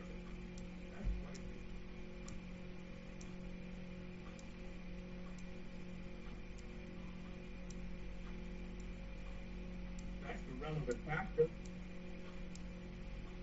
What is in a name? Ask yourself this question on this Shabbat in your meditation. What is in a name? That book, Bullseye, really helps you name things that you know, how you want to name it. That's going to help you get the desires of your heart and see yourself in a better light. Whatever that vehicle, whatever that device is, whatever it is that's going to give you that your default settings of peace, love, and joy and happiness. And it's going to vary amongst the family, and that's okay. But in this parsha, you begin to see, and I'm not going to read all of it, but I want to go through the steps. Abram does what? First, he leaves. He takes the big step, and he does leave, right? He follows instructions, and then what happens? He takes some people with him. Some people want to roll with Abraham. Sometimes, you're going to get people that want to go with you. They want to be close to you because they see something different in you, and they like it. It's a good different. You're not sitting here condemning people. You're not putting people in dividing people and putting people in different classes and blah, blah, blah. You're not disrespecting and segregating yourself against someone just because their hair is straight and your hair is curly. Somebody in this world needs to be neutral. And who is that somebody? The purest of the Torah. They'll be neutral. They'll see the world as neutral. There is no up or down. It's just neutral. There is no right or wrong. It's just neutral. You see, because what may be right to you may be wrong to me. You see? Well, again, consider that going forward. But when you start to be judgmental and say, well, what you're doing is wrong, well, you know, you put yourself in a bad light. Because how you may see what your actions that you're taking, you may see yourself as legitimately right. And believe me, y'all forbid, I'm not here to condemn you in no way, shape, form, or fashion. I just want you to have peace, love, and joy at the end of the day. And happiness as you go through this journey of life. This go round. Make it better than your last go round. So this is what we must consider going forward, Mishma. We must consider, okay, Abram took action. He took some mighty steps and left his family. He was promised a lot of things. He took his wife with him. And then what happened? After his name was changed, and then what happened? Okay, now you see under this new name, now we need to leave a legacy for you. You need to have an offspring. Guess what happened to me? Same thing. New name change. I get out there. I leave my native country. Baruch Hashem. Pick up a wife. Baruch Hashem. Beautiful, loving, loyal wife. And I too have a son. He too is circumcised. Baruch Hashem. So do you see the pattern? You see, you can't put the cart before the horse. The most important first step is in the name. You must recognize, and you must know how to name it. And you must understand what's in a name. Everything is in a name, Israel. Everything is in your name. Just for kicks and giggles, I took my Gentile name that was given to me, Cecil Lamont Clopas. And this is why I always like to go by Lamont. It's because I did some research on Lamont, and I would encourage you to do this on your name. Just type in your name and what it means. And you find something. I find out something very interesting. That Lamont means it's an English word that comes from somewhere over there in Europe, and its origins, and it means law. Can you imagine that? Its ancient origin it originates from the word law. Law. L-A-W. I was like, amazing. Baruch Hashem. Whilst I looked up the word Cecil, and it actually means, it originates from the word blind. And so I'm not claiming no blindness, right? So I like to roll with my middle name, which is Lamont. Law. I would encourage you all to do the same. Or even change your name. My Hebrew name is Kefa, Baruch Hashem. Or roll with that one. In this life, in the next life, and in the kingdom to come, Baruch Hashem. But these are things that you need to consider. These may be subtle things, but a name is not subtle. It's very, very important. It's very, very important. I would encourage y'all to look up your name. Oliver, look up your name, Oliver. See what it originates. Where it comes from. What are you saying about yourself?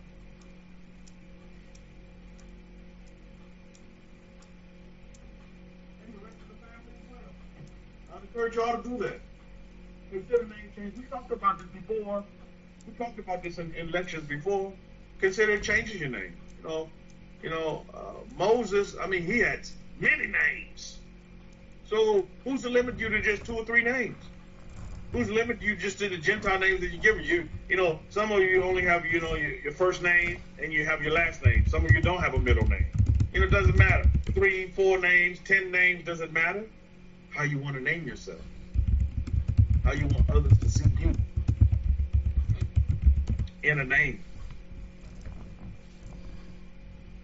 And if you like the names that you roll with them. But do the study on yourself. See if the name definition, does that exemplify you as the person? Is there a correlation there? That'd be an interesting case study. Students of self, Baruch Hashem. As you are students of human nature, you must be a student of yourself. As you have a relationship with human nature, you must have a relationship with yourself first, so that you can have a much better relationship with human nature, because you have a great relationship with yourself. You name it, you claim it. That's just what it is. So what do you name me? What do you name me?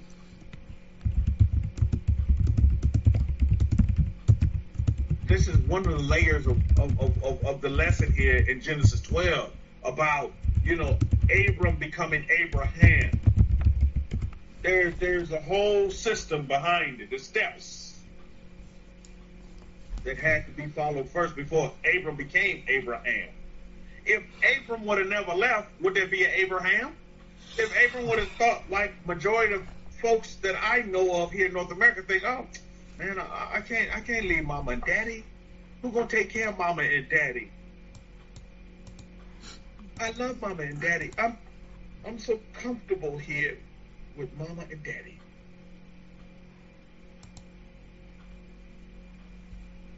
Sometimes to get comforted, you must get out of the comfort zone. If you never get out of the comfort zone, you will never understand what it is to be comforted. So sometimes, and majority of the times, it's the best thing to do is to get out there and experience life for yourself. And not base it on what other people have said. You know what I mean? What other people have told you. You're just rolling with what other people's commentary is. I'm not about to do that.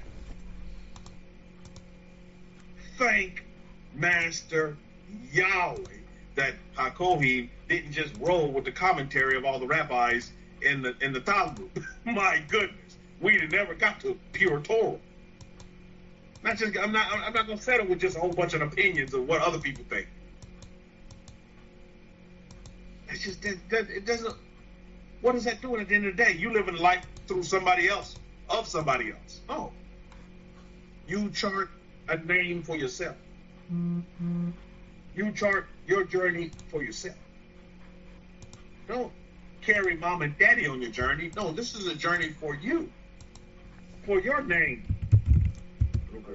It's beautiful, isn't it? Abram becomes Abraham. He travels. Follows instructions, he travels. Then he's given an heir to carry on his name. Baruch Hashem. Isn't that beautiful? And that's the commentary of my life as well.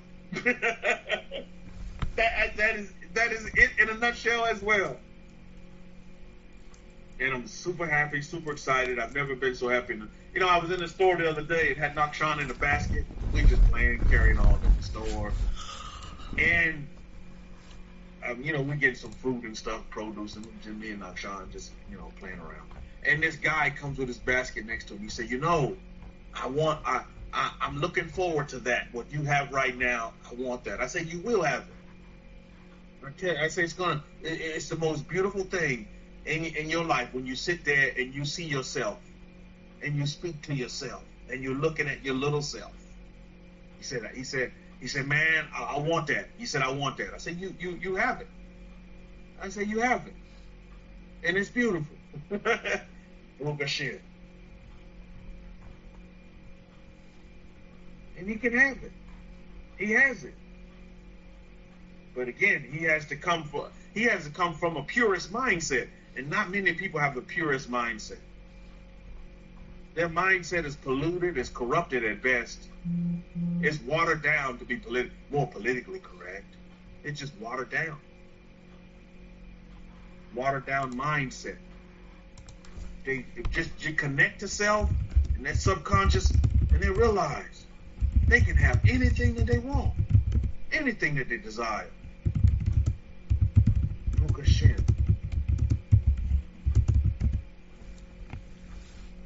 It's marvelous.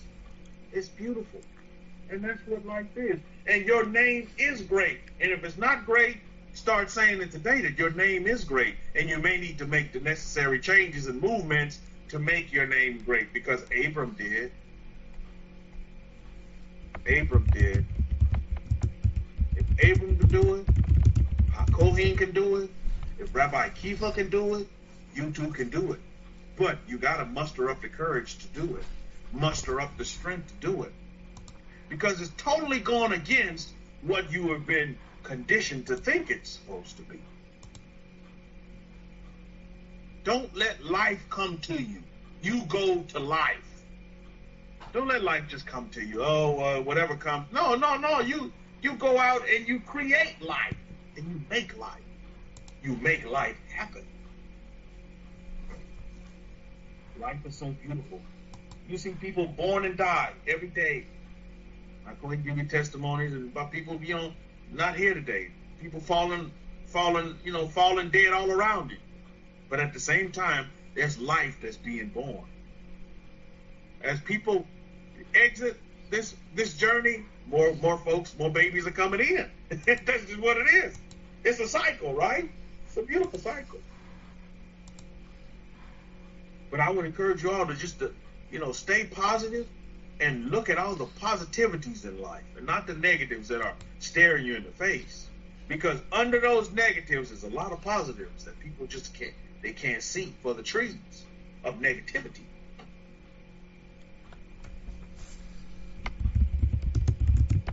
Folks are saying there's going to be a dark winter. No, there's going to be a bright winter.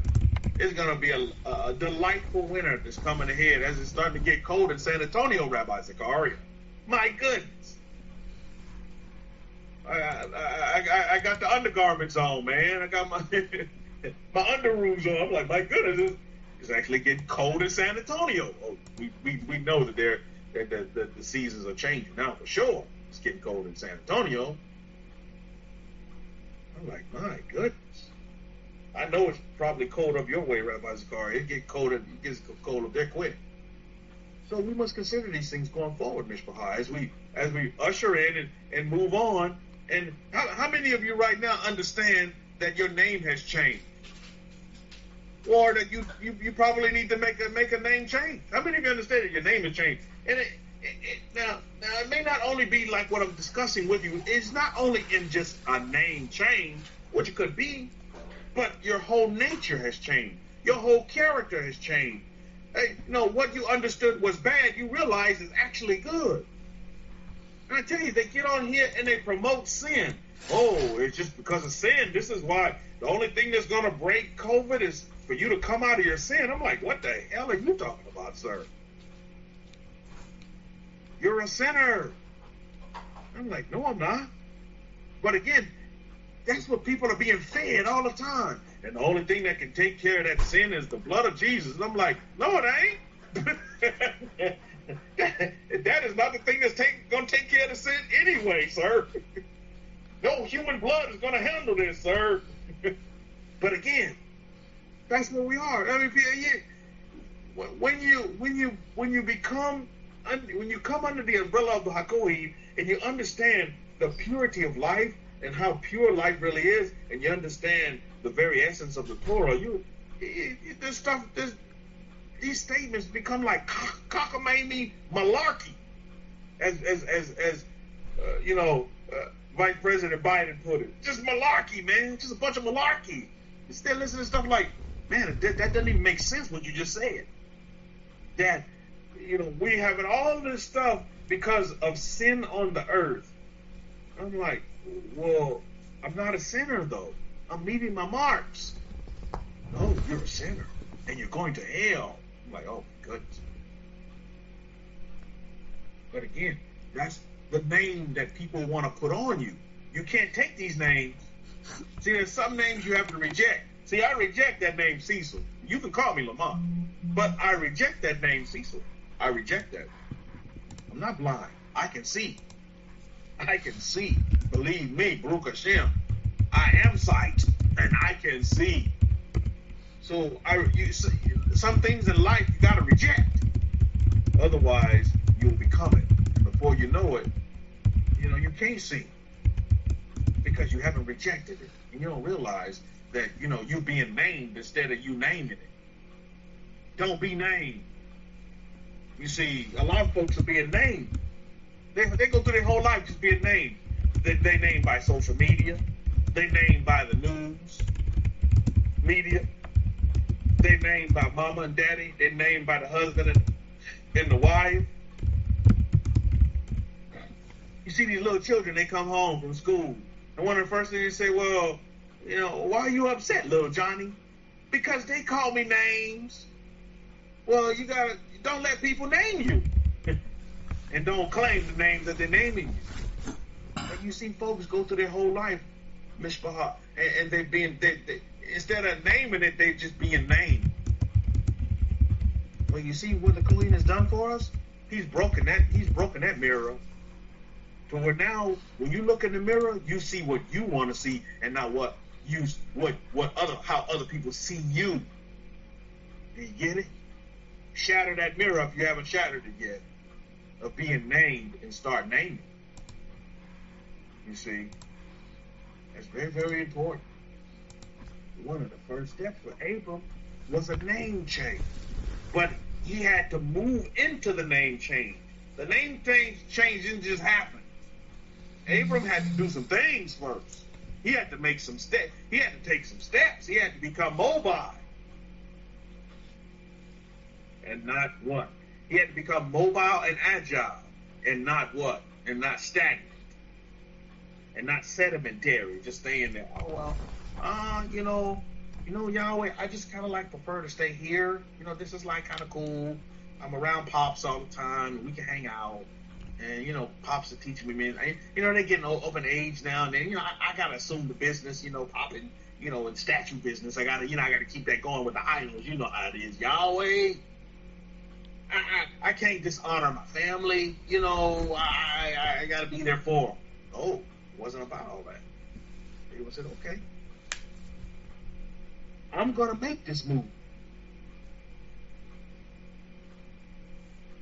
There's two sides to every relationship that you must understand that.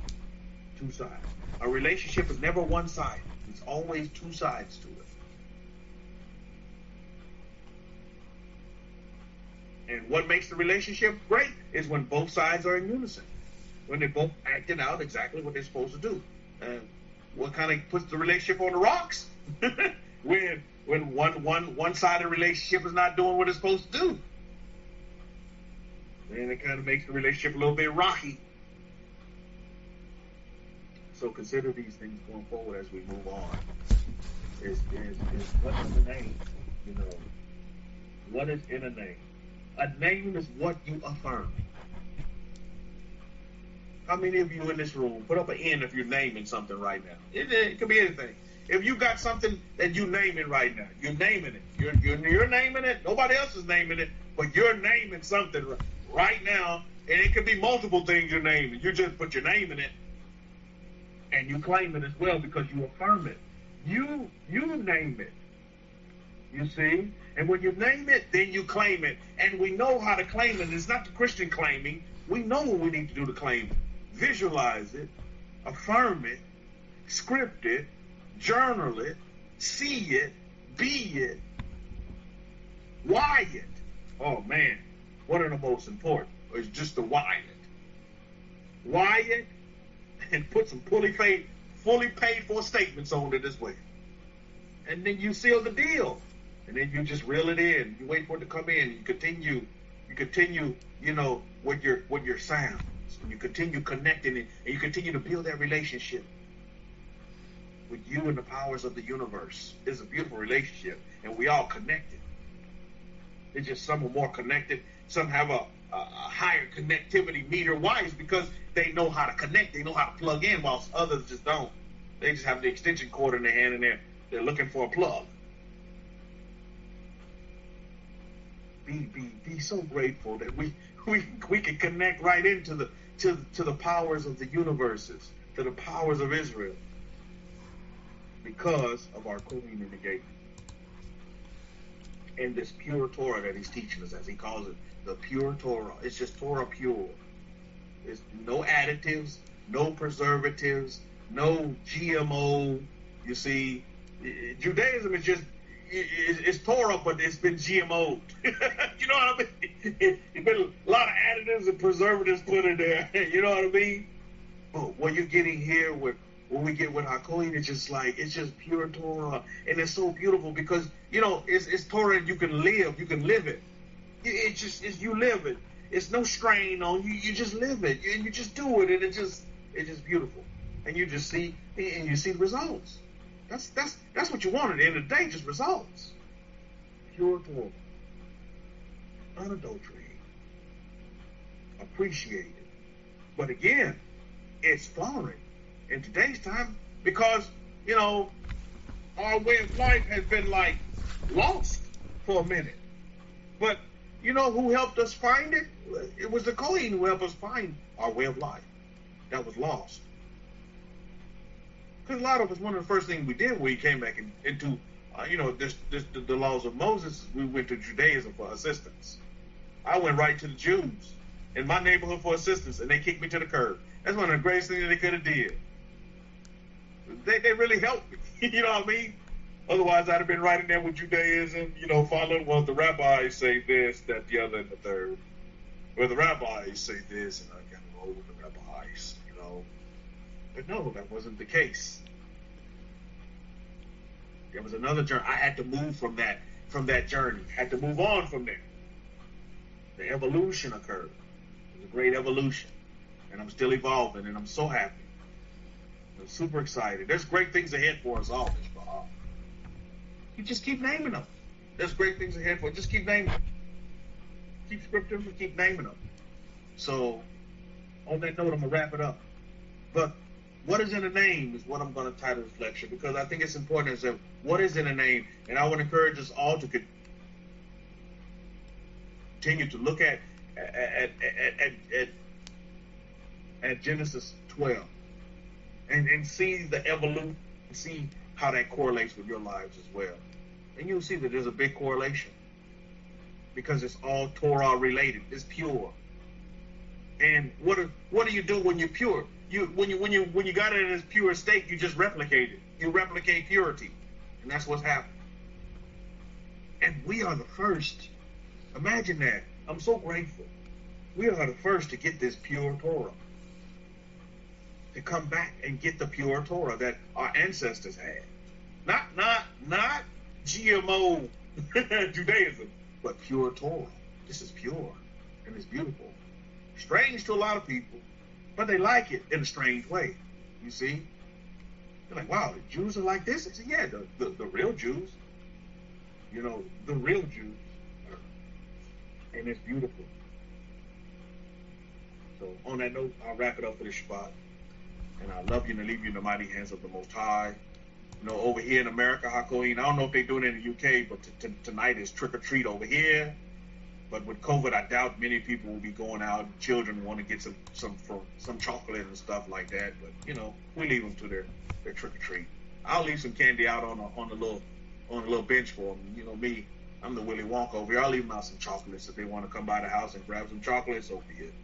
But the children are going to dress up now, and they're going to do all their little rigmarole, and you know, out there and have some fun and be with their families. And I'd encourage all of them to be safe and use caution out there, because there's a lot of underhanded people in the world today that just want to do bad. There's a lot of good in the world as well, and let's focus on that side. And election will be next week. By next week, when we talk next Shabbat, we'll have a new president for another 4 years here in America. It'll be quite exciting. There's great things happening, which I'll be a part of. Remember the time change here in North America. Set your clocks back tonight before you go to bed 1 hour. You get 1 more hour of sleep for Bashir, and 1 more hour to dreams, and to continue to meet your marks and connect to the source energy. So on that note, we'll wrap it up for this Shabbat. I'll say Shabbat Shalom and Shalom Shalom to all of you. Mishpachah, to Dara for listening in via YouTube. Please send your messages in. It's been beneficial to you on how to live a life, not just to live your life, and life more abundantly. Over to you, HaKohen. We'll wrap it up for the Shabbat. Shabbat Shalom and Shalom Shalom. To Dara for that, Rabbi Kefa. Now, coming back to the colors of the chakras, I just want to go briefly over some of the points on that, which might be beneficial to some of you. Remember I mentioned the color red for the root chakra. Then the second chakra we talked about was the navel one, and the color is orange. And the third one is the solar plexus, color is yellow. The heart chakra, color is green. And then we have the throat chakra, color is blue. Then we have the third eye between the forehead, and that color can be deep indigo or purple. And then we have the last one, and a lot of the people say it's white, but I don't think it's white. The last or the first top, crown chakra, the color actually is pink. I don't think you'll find it documented in many places. Pink color. Now, there is a bulb, and this is something that I tested it. There is a bulb that you can buy from Amazon or eBay, and it changes colors, and it's got some buttons on it. You press it and it can turn into red color, blue, indigo, all those colors. It can do all those colors, green, etc., even yellow. And what I encourage you to do, those of you who are struggling with illnesses, this is really, really beneficial. If you're struggling with illnesses, any kind of illness, usually the problem starts from your root chakra. That's where the illness is. So use a red color, put a bulb on of red color, and sit there in that room, and that red color will heal your illness.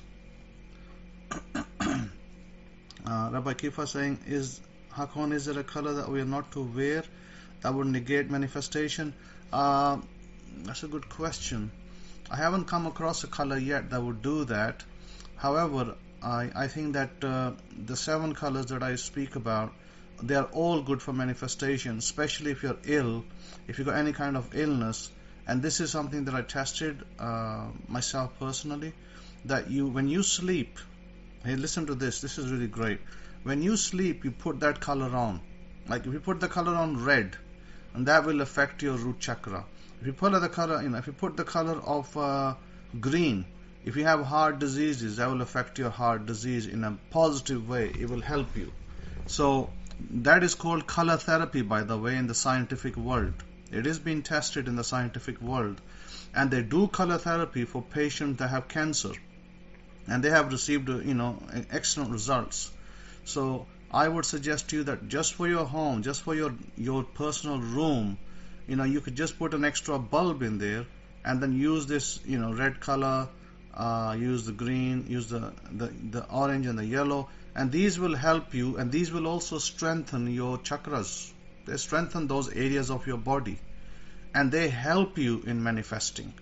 So this is something I highly encourage you to do, and test it out and put it to use, because some of you are struggling with maybe long-term illness or things of that nature. They will help you in that side. It definitely will help you.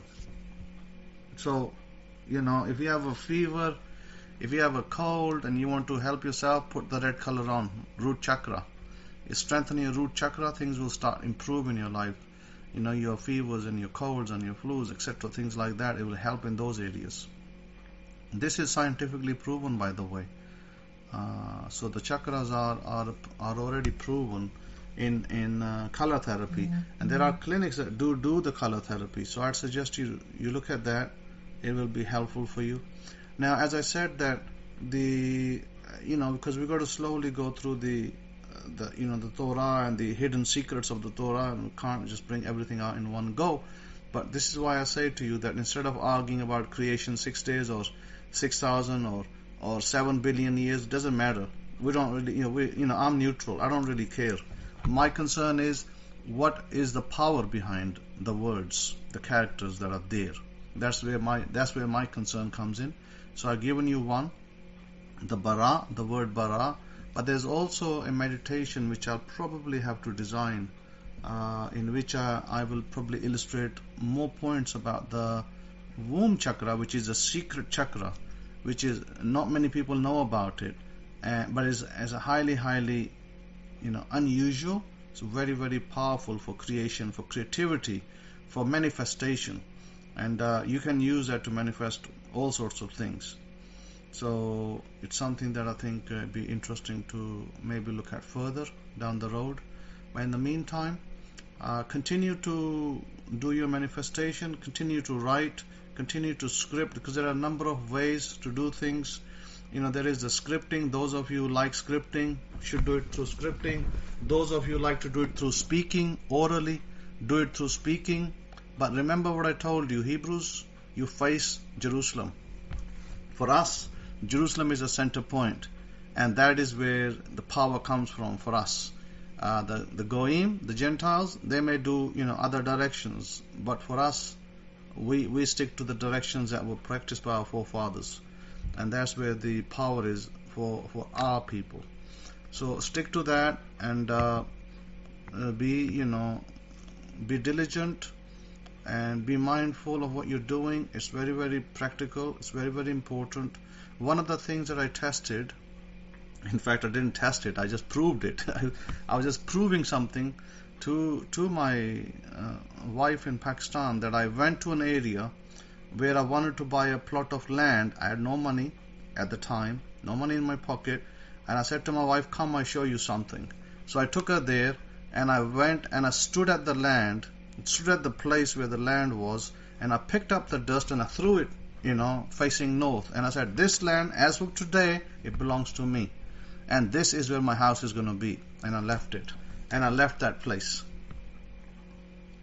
And so 2 weeks later, the land, I think my friend phoned me, said, hey, if you put some deposit down, you can buy that land. And I phoned my brother and I said, hey, send me X amount of money, and I'm gonna secure a land, and he did, and the land was secured within 2 weeks.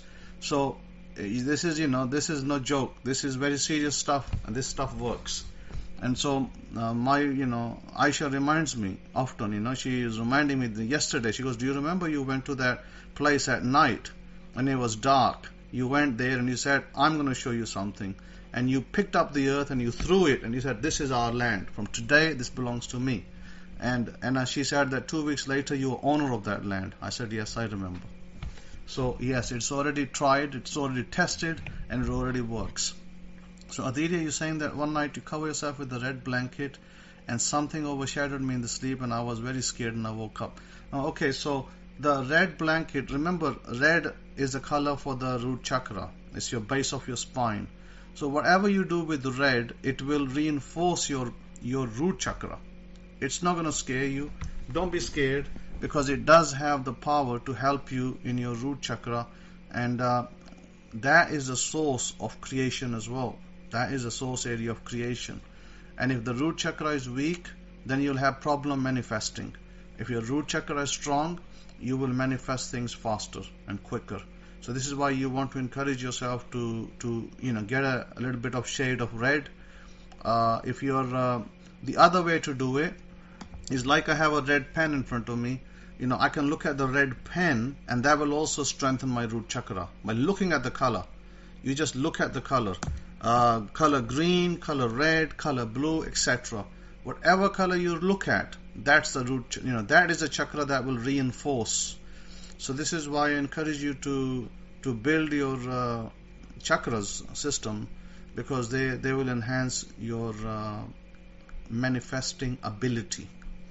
And so, like I said, for me it's no longer a test, because I do things. I just go and say things and they happen. So for me it's no longer a case of testing it. I've proven it time and time again that if you are serious, if you have the power that you walk with the Torah of Yahweh, and you will manifest things all left, right, and center. But I try not to. I do it unobtrusively. I do it totally unobtrusively, so that I don't make it so evident. So yes, there are colors of the rainbow as well. So with that, have a great Shabbat. Yes, there is an election on the horizon. I'm pretty sure some of you already voted, and probably the rest of you are going to vote. I hear that there are big queues over there, big queues and sometimes long lines and long wait. So I'm not sure what's going on over there with that, but you definitely go, use your vote. And I'm not going to tell you who to vote for, because we already spoke about that. I already know who's going to be the next president. And so I will, we'll talk about it next week. Baruch Hashem Yahweh. So with that, have a great Shabbat. Look after yourselves. Look out for each other. Lift up each other. And the Master of the heavens and earth is with you and will be with you forever. Baruch Hashem Yahweh. Todah and Shalom Shalom. Shabbat Shalom.